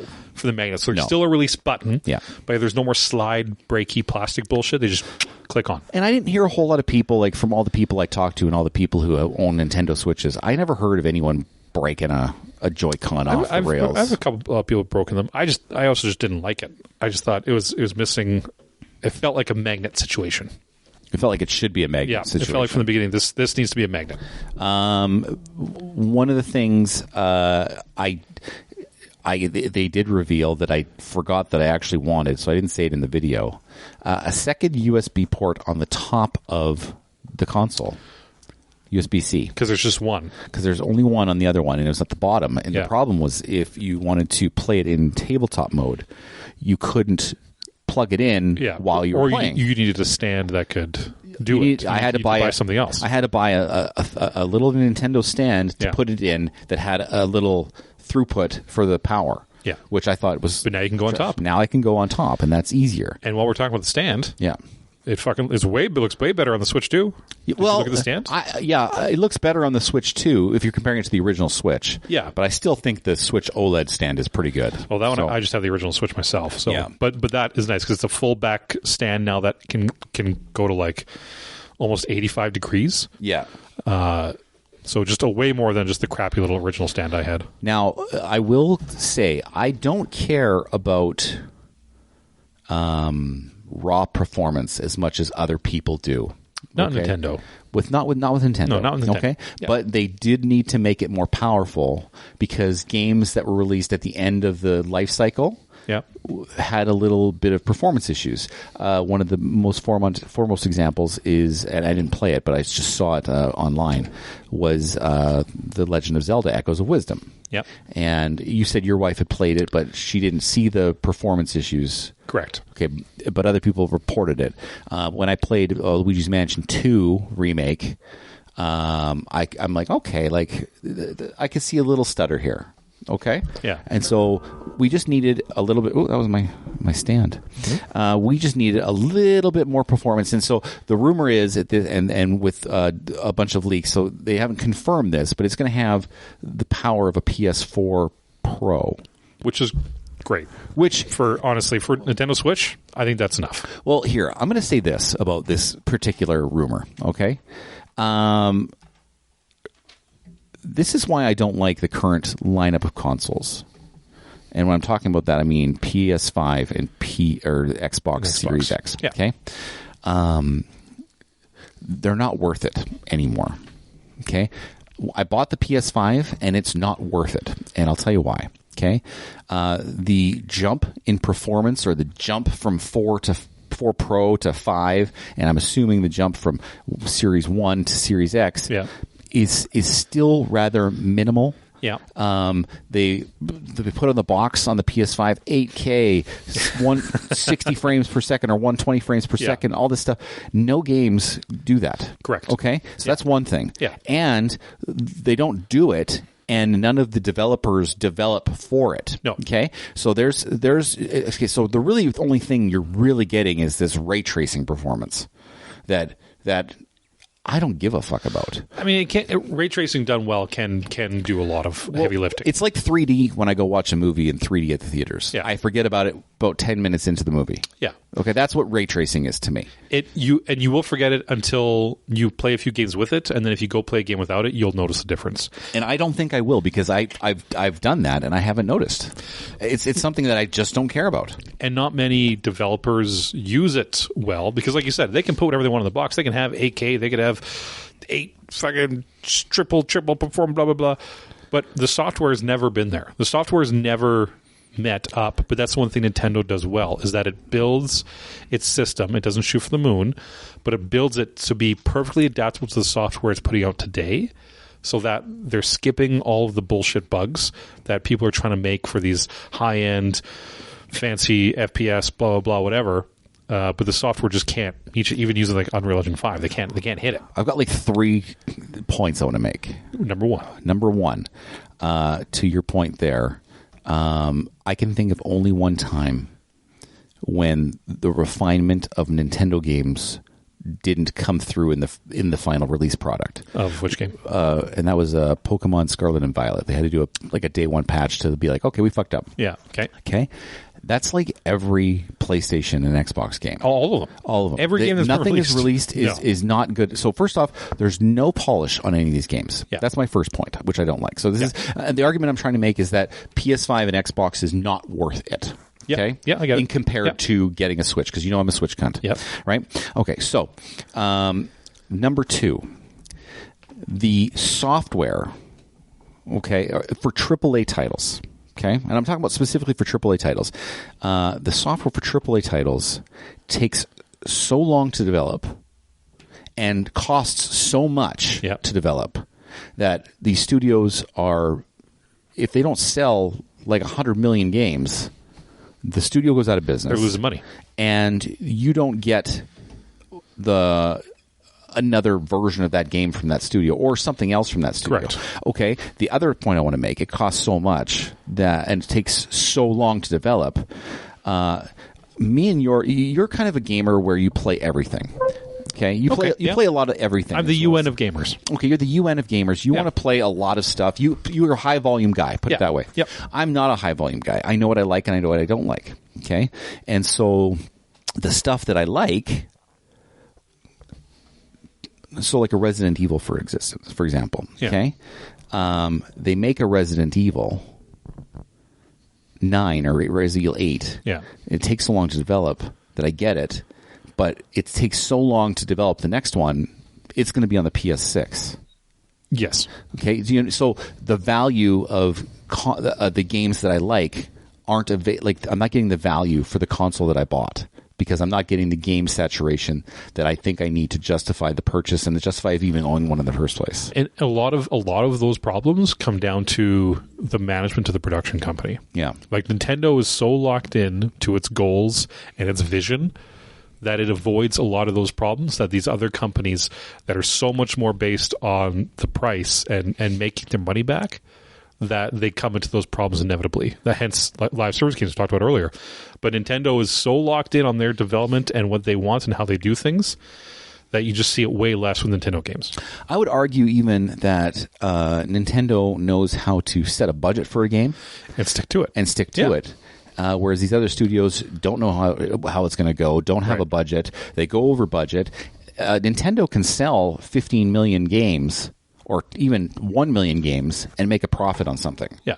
Whereas these guys need to sell over 100 million copies of a game to make a profit. Yeah. And that's just not a sustainable workforce. I think the video game industry is kind of collapsing because of it, because they're, again, the work cycles just don't support. Totally. Think about it. If your game cycle is a 4-year, if not 5 or 6, 4 to 5 to 6 years to build a game, then your budget is way overblown. Whereas, put it this way, AAA titles, and I'm talking like mainstream AAA titles on the PS5. I'm going to use the PS5 just because I have one. I don't have it for. First off, in my opinion, there's been like no real AAA titles for the Xbox Series X that have been like forefront. No, it's probably just the most recent Indiana Jones. That's it. Yeah, I'm saying exclusive. And I'm going to say it's like non-existent. Correct. And so the value for the Xbox isn't there, in my opinion. But even on the PS5, you're getting 4 AAA titles, and that's if you want to play all 4 AAA titles a year on the PS5. On the Switch alone, in the 7th or 8th year of its life cycle, had like 10 AAA titles last year. 10. When they're trying to not develop for it in the last, they're really trying to push out Switch 2 now. They're trying to push it. So and I'll argue this again too. I love this conversation, by the way. I'll even say this. I will say that a game like Luigi's Mansion 3, you put that graphics up to a game like name a We'll just say Marvel's Rivals that just came out. Well, no, let's look at a Marvel Stories. Let's go hyper, like a realistic. Oh, hyper realistic. Yeah, hyper realistic game. What's a good one that just came out?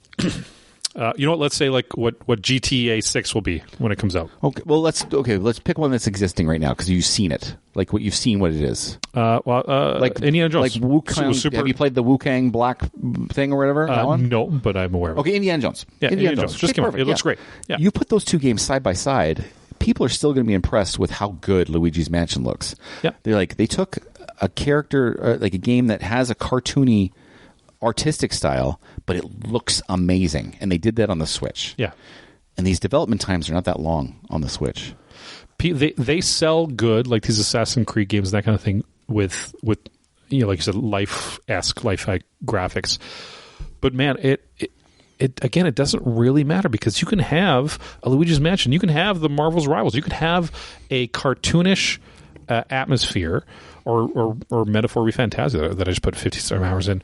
It can be that anime-ish, cartoonish look, and it can still be beautiful, and it can still look great. And as long as the gameplay under the hood is there, as long as it's there, people will come to it. It doesn't all have to be like the Stalker 2 that just came out. Hyper-realistic, gorgeous-looking game, but it had a lot of bugs, right? And just the gameplay was a little slow in that department, and that was hurting it. So let me ask you this. Yeah. Out of the PlayStations, because you've owned all the PlayStations, I've owned all the PlayStations. Yeah. Okay.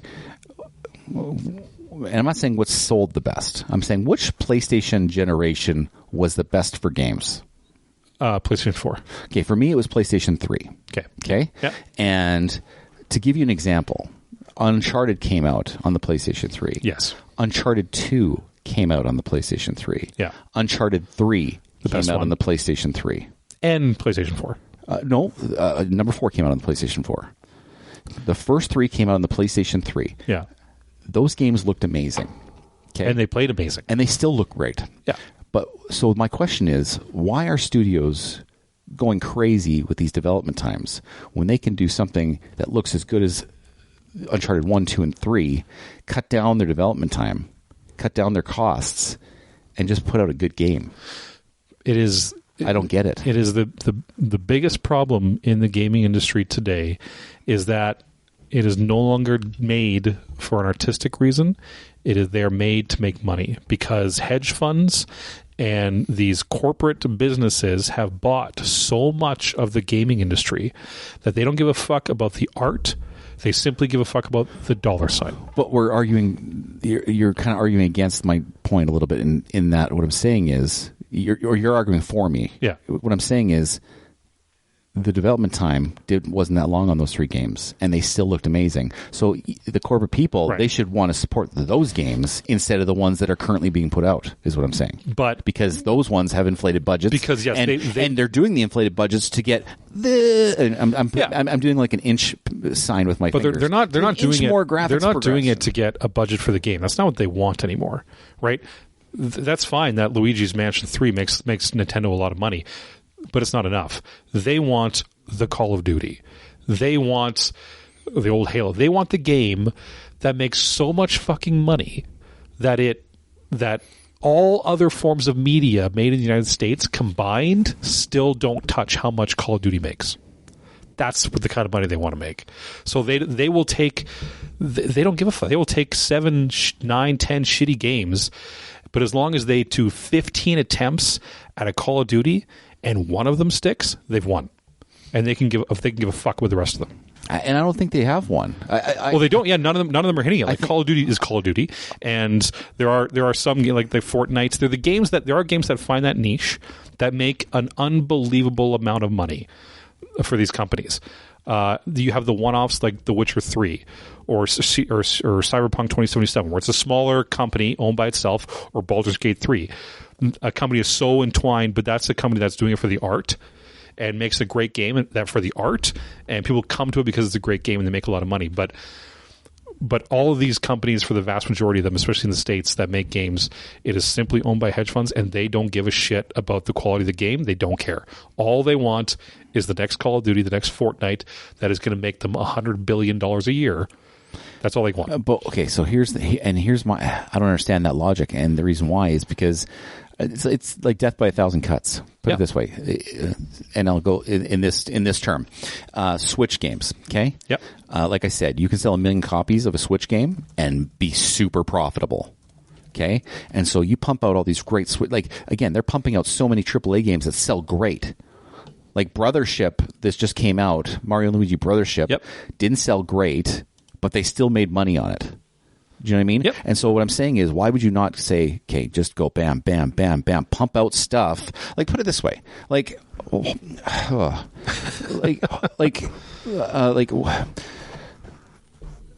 pump out as many as you can and make small amounts of money that lead to total big amounts of money, instead of swinging and missing, and you got to have that giant Call of Duty to even just break even on the other 15 swings and misses. Yeah, and it all just comes down to hitting their shareholders. Like it's all economics. But you're again, you're Naughty Dog, and they've made 3 games in the last 10 years, but in the previous 6 years before that, they made 4 really good games. Yeah, it doesn't make any sense. So Naughty Dog just announced a new game. Yeah, I know that's coming out. If that game fails, I bet you Sony kills Naughty Dog. I bet you they will, because there's no. Did they buy Naughty Dog?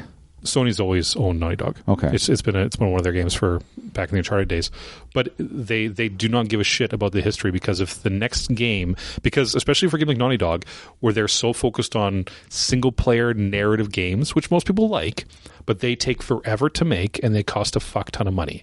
So if that game does not bang out a shit ton of sales and money, Naughty Dog's gone. Well, that's what I'm saying. Naughty Dog, develop it like you're developing on the PlayStation 3. Cut down your costs, cut down your development time, and when you release that game, you'll make even more money because your costs aren't as high. That's what I'm trying to say. Yeah, but I think they got to want to. They're still trying to sell a new product, right? And that's the Western way of thinking. It's got to be the fanciest, shiniest new version of something. And I'm just saying, I guess the big overall thing I'm saying is the desire to develop for the PS5 is just a flawed way of thinking, when the gains you're getting from for me, in my opinion, from PS3 to PS5 aren't even worth it. Like, they don't add to the gameplay so much that it's worth that extra development time and development cost. It doesn't make any sense to me. Yeah. And the big shakers in development come from the software itself. Like the gravity gun from Halo 3. Like that started a trend in gaming development. And that was just a software change that Valve made in a video game.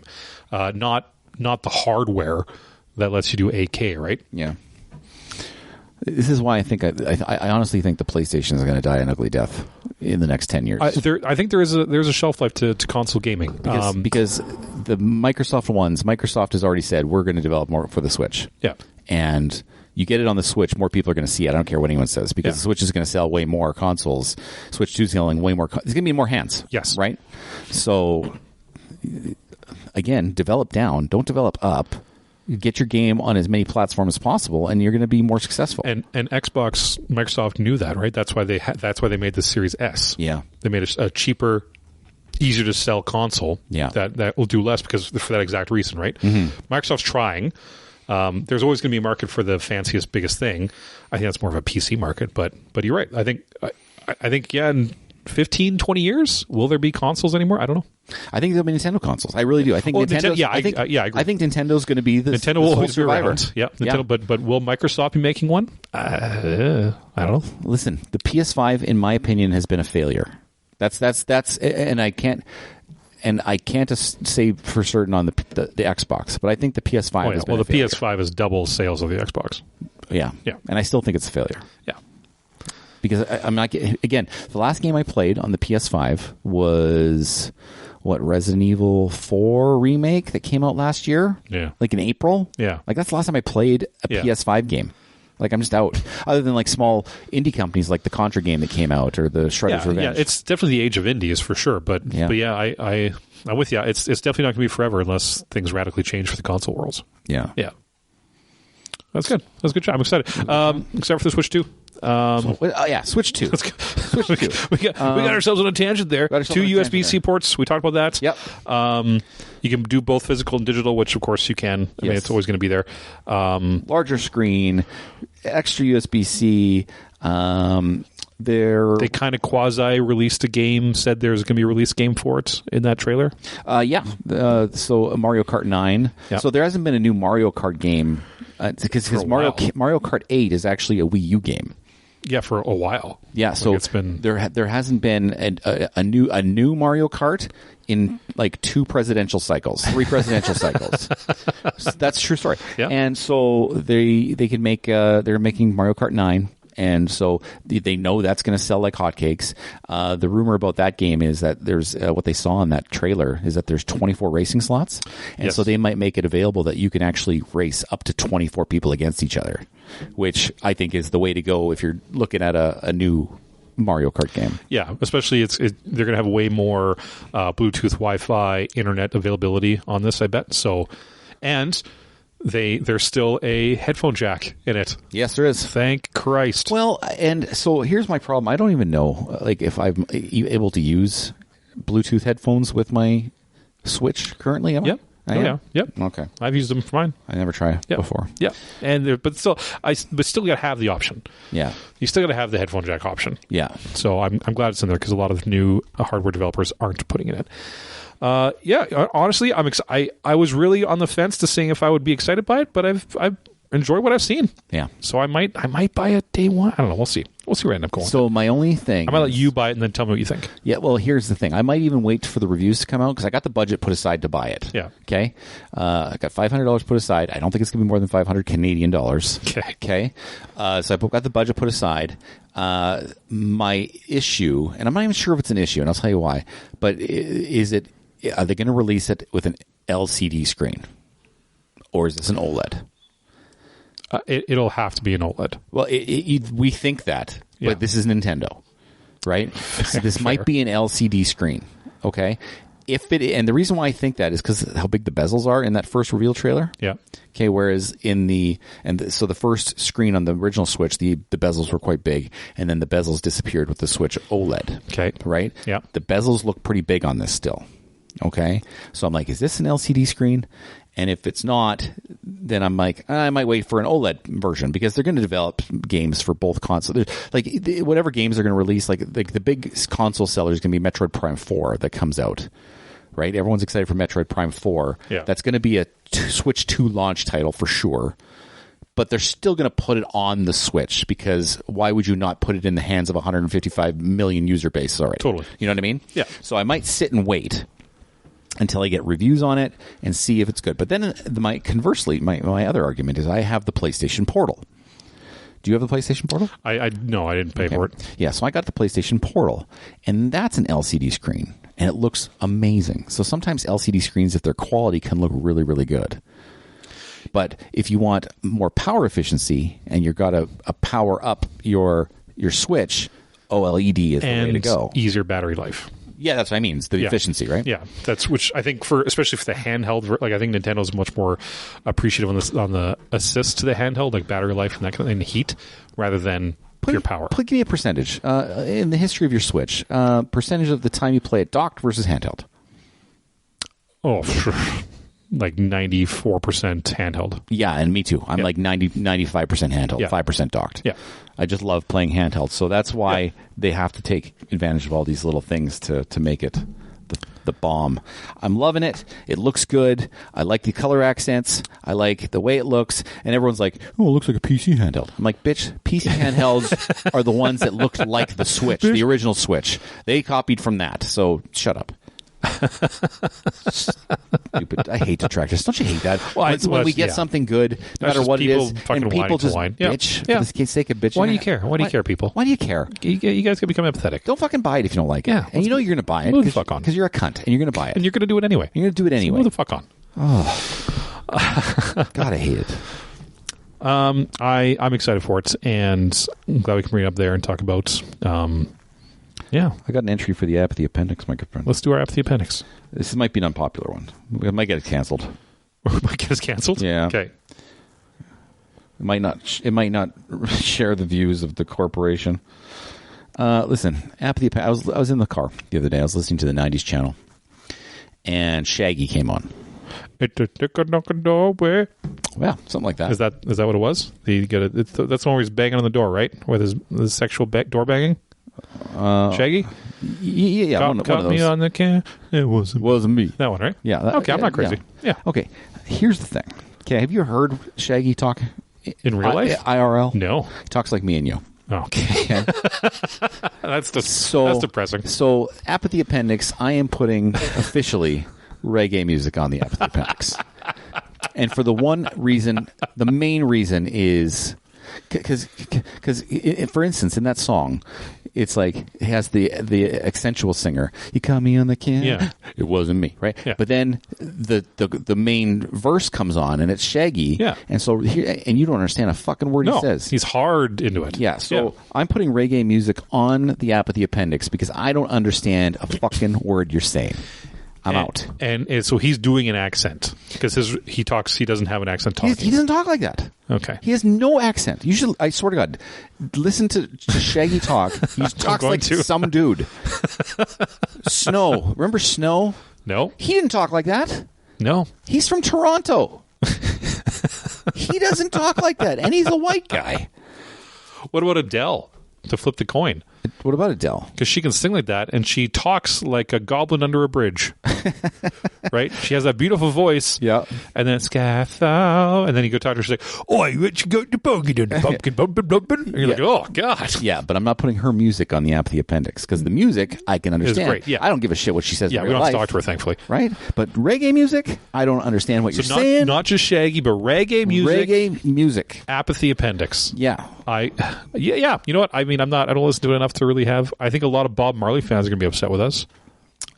Are there? Who's Bob Marley I fans? don't know. I'm sure they're out there. Name me one Bob Marley fan. I feel like our friend Aaron would be a Bob Marley fan. Aaron B? Yeah. You think he'd be a Bob Marley fan? I think he's a secret Bob Marley fan. Oh, he's totally a Bob Marley fan. Yeah, I think so. Well, we don't like reggae music anymore. Right. Aaron B. Check it, Aaron B. It's out. All right. Quick holiday recap, and then we'll finish off our show. Take me through it. What did you go away for the holidays?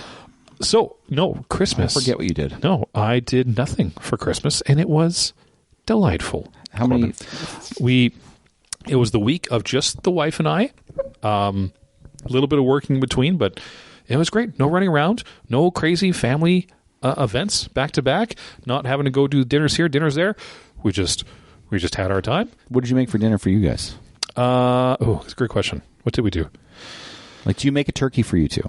No, I think we had we did what's it called? I don't know. Not sausage. Sausage, right word? A sausage soup? Sausage soup for Christmas? Yeah. You weirdo. Yeah. But that's the thing, right? She preemptively got me some cool things for our gaming table that was coming late. I got her some things she wanted earlier for, Christmas. Yeah. So we just had our days. We had our nice meals there, and we hang around the house a couple days, did some cleaning, played some games. You know what? It was really nice. Really relaxing. Just really relaxing, chill time for Christmas. Do you have any Christmas traditions? Not really. Like outside of the odd family dinner type of thing that has to happen. Yeah. No, not really. I don't know. My wife is much more the Christmas person than I am. Like all the shitty things growing up that happened in my life always happened around Christmas. So I was never a big Christmas fan to begin with. I'm sorry, man. And I was slave labored into doing the Christmas lights. So I've never been a big Christmas person. My wife likes it, and so I try to put my little effort in. But for the most part, no. My wife loves Christmas. I do too. Like I like the idea of Christmas. Yeah. But it's very trying. I mean, it takes a lot out of me. What I told you before, we went to Las Vegas for New Year's. You did? I'm not going to go into a big Las Vegas spiel, but I am going to bitch about the airline to start. So I went on a budget airline. Should I name them? It's a budget airline. I just love that through this entire podcast, you've been swinging this back scratcher around. I got this back scratcher. With intent. They got this. Okay, so I went on a budget airline. Starts with an F. And I don't remember why.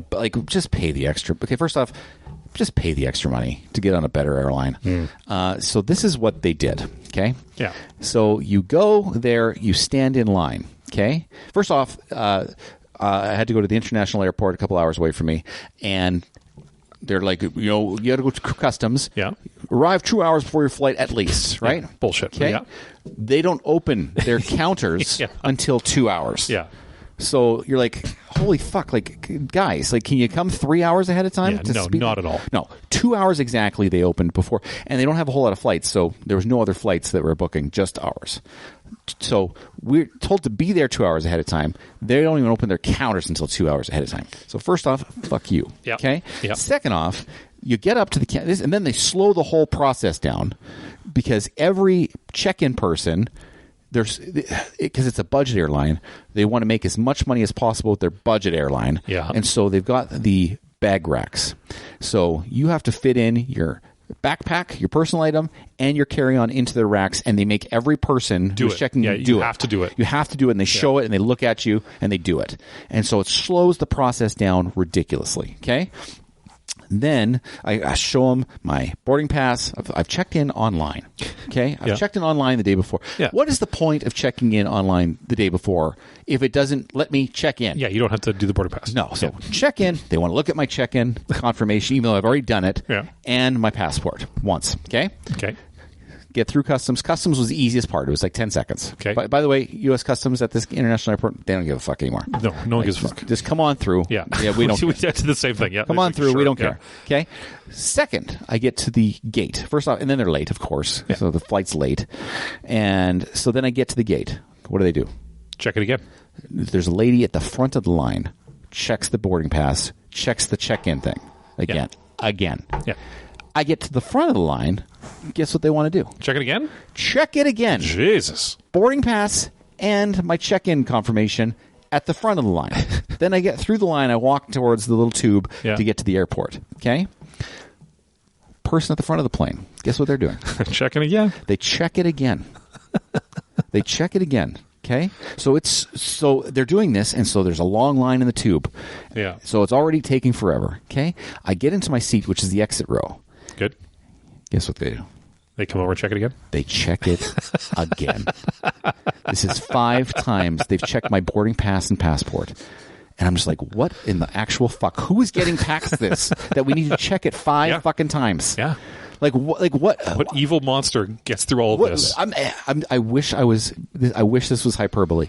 This actually happened 5 times. My passport and my boarding pass were checked. Was it you?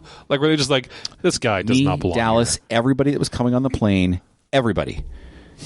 Like, who checks the boarding pass and passport when you're in the seat? Who does that? Yeah, I've never had it. Train tickets don't even do it as much. Like, trains don't give a shit who's on the train. They're just like, yeah, okay. You can go on the train and travel through 3 cities before some guy comes on and says, hey, you got a ticket? You're like, no. He's like, all right, well, here's buy this ticket for $6. So, first off, I was just fucking annoyed with this flight. Okay, fair enough. And then they want me to turn off my headphones so I can listen to their pre-safety speech. Never. Like, bitch, I've listened to this every time, okay? First off, we ain't going down. Number 2, if we does, I'm dead. Yeah. Anyway. It doesn't matter. It doesn't matter. Yeah.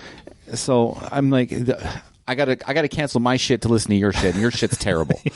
I get how seatbelts work. Yeah. Like, I'm just tired of it. Yeah. Okay? Yeah.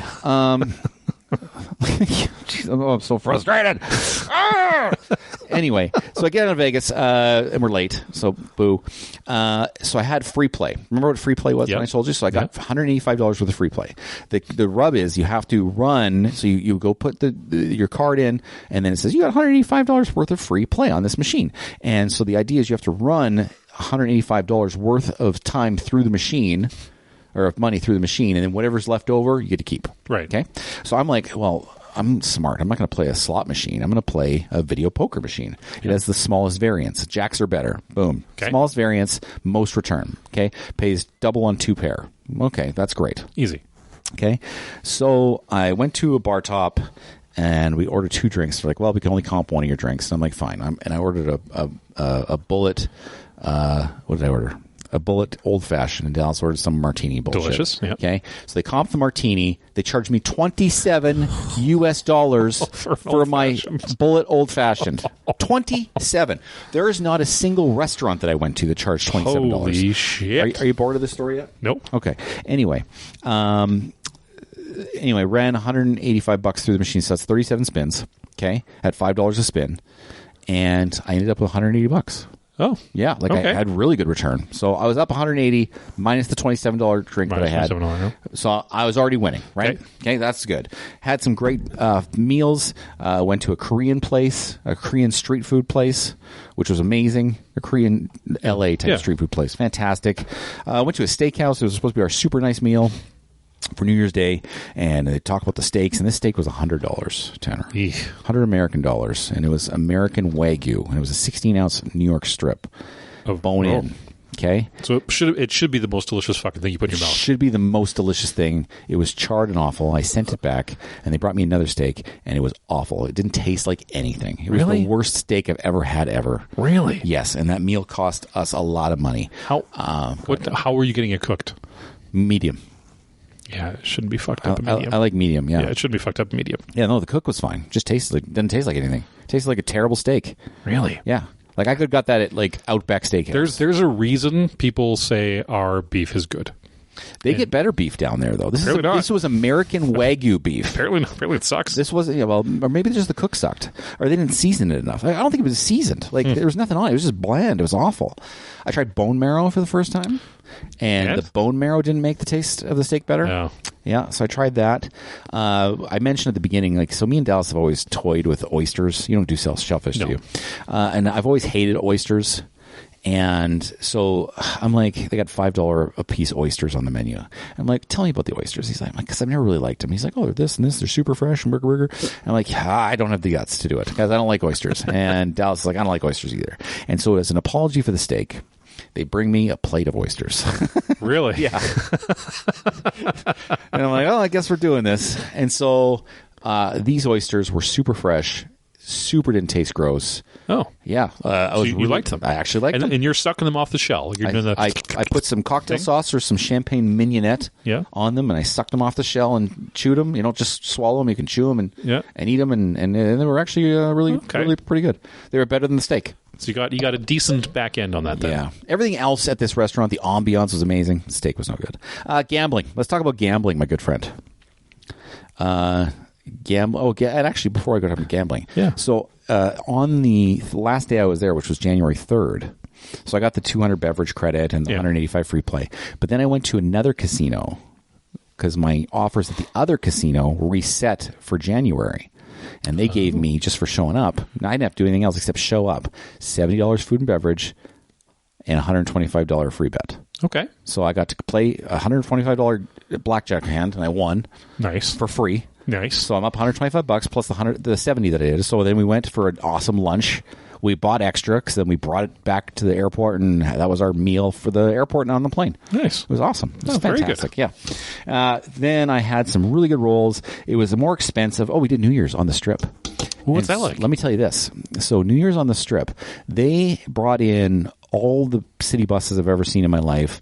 They brought in the military. They brought in 4 different police services from around the surrounding area, Boulder City, Henderson, those kind of areas. Yeah. Brought them in, and they blocked off every egress or access road to the Strip itself. Yeah.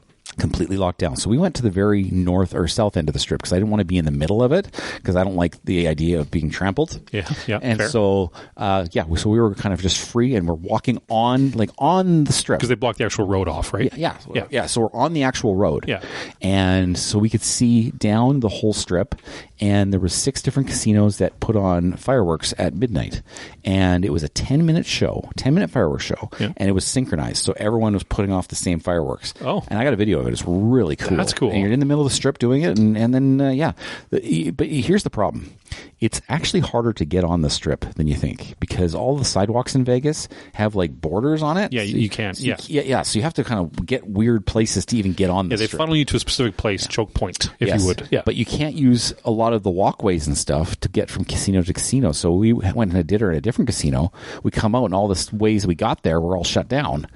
And so we had to go and get forced to the street. I'm like, oh, this is not convenient. But it was really cool. Was it packed? It was very packed. It was a very packed night. But would you say celebrating New Year's Eve on the Strip was a good time? Would you tell other people to try it? I would say yes, but and the only reason I was there is because I got free rooms and those deals, right? Right. Whereas if you just went down there for New Year's, I don't think the juice is worth the squeeze. So would you go back? I would go back. I would go back with free rooms and stuff. Okay, but if you took your buddies down for that, you wouldn't choose that place. No, gotcha. No, I would have to pay for rooms and stuff, and they're just way too expensive because it's all, what's that pricing called when they inflate it? Inflation? I forget what it's called. Yeah. Dynamic pricing. Right, it's all dynamic pricing, and they bump up the price. Bump it all just to fuck you. Yeah. So, I wouldn't do it otherwise. But I got gambling in. I played a ton of dice. Yeah. A ton of dice. Love the craps. And I finished my trip with 2 just great winning sessions. So beautiful. Yeah. Well, I'm glad you had a good time there, buddy. Yeah. And then the airline fucked us on the way back. Which they was do a now. 3.5 hour flight delay. Awful. Yep. And guess what they did on the way back? They only checked my passport and boarding pass 4 times on the way back. The whole security's falling apart. Yeah. But I had exit row, and actually the whole time I was flying the Flair Airlines, all I could think of was Tanner and telling me about his experience in first class and knowing that I can't afford You're that. not there. I just can't afford the big bucks. Well, if it like makes you feel any better, I'm not flying first class to Thailand because it was $26,000 to fly. Yeah. Really? Yeah, first class. Really? Yeah. How long is that flight? 16 hours. 16 hours. Yeah. Vancouver direct to Bangkok. So that we will get to, hopefully, in a future twist. Yeah, I'm really excited to hear about Thailand. It's going to be interesting. We will do our best to keep it up until then with our fortnightly podcast. Yeah, sorry if we bored you today. No. Did we bore them? I don't think so. We're cool people talking about cool shit. Yeah, we're talking about cool stuff. Yeah. I might have bored you today, though. No. You look like you were bored today. No, sometimes I like to think about things. Sometimes your face looks bored. Yeah. Because you start talking about Vegas, and then all I do is think about the times I've been to Vegas. Yeah. Yeah. My brain starts to take over. It's an ADHD thing. Yeah, that's fair. I think going forward, you may, perhaps. We'll see us do some things on the Videoscape. We may have already done some recording of certain things that you may see pop up soon on YouTube. And yeah, we'll be excited to see if you guys like that or not. And just so you know, my what's the word when I'm overwhelmed? Sure. Yeah. I'm so overwhelmed with pressure to get this out. Good. No, it's not good. No, it is. I don't know. I don't operate like that. Pressured. No, I don't operate like that. So I'm really stressed. I'm really stressed about this. Okay. Well, as we'll tell you, there is no time limit of when it has to come out. It can come out whenever. That's the nice part. Do we want to tell them what it is, or no? We're going to save it. I'll leave that up to you. You're the one editing. Well, I'm not going to say it, just in case it falls apart or I lose the video. Yeah, if we never do it, then we just don't have to worry about it. You don't have to worry about it. But hey, we're trying new things. We're working outside of our wheelhouse, and we're trying new things to entertain you folks because we think it's funny. Yeah. Yeah. Corbyn, where can they find us? They can find us on Spotify, YouTube, and Apple Podcasts. You can find us at Apathy Podcast on X, and you can find us at Radical Apathy Podcast on Facebook.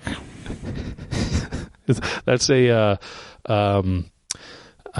secret heads up for what may be coming. Yeah, is it? Yeah, that voice. Did I use this voice? Yeah, I don't remember. Well, it's for half of it. Okay, so can we talk about what we just really quick? If you want to, sure. Okay, so we did this thing. Yeah. And I was the third person engaged in the thing we were doing. Correct. Okay? Yeah. And the first person engaged was you. Yeah. And you started using a voice. Yeah. And I went, oh, man.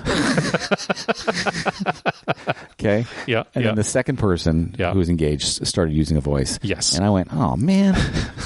and then it came to me, and I'm like, well, I guess I'm doing this. Yeah. And I did it, and I don't even know what voice I was using, but you know what? You threw it out there to the wind, and you went with it, and it's just about having fun. That's all that matters. Yeah. So. But you don't have to. That's the thing. I like voices. I like doing voices, and if you don't. Well, it's not even that. It's just that it's the situation in where you're doing it and why you're doing it. That's true. And in some matters, how you're doing it. Yeah. That was a little. It took me aback a little. You're all going to enjoy it, if for nothing else than to laugh at us. Yeah. Yeah. Exactly. We'll see. We hope you guys enjoyed last year. We hope you enjoy 2025 with Radical Apathy.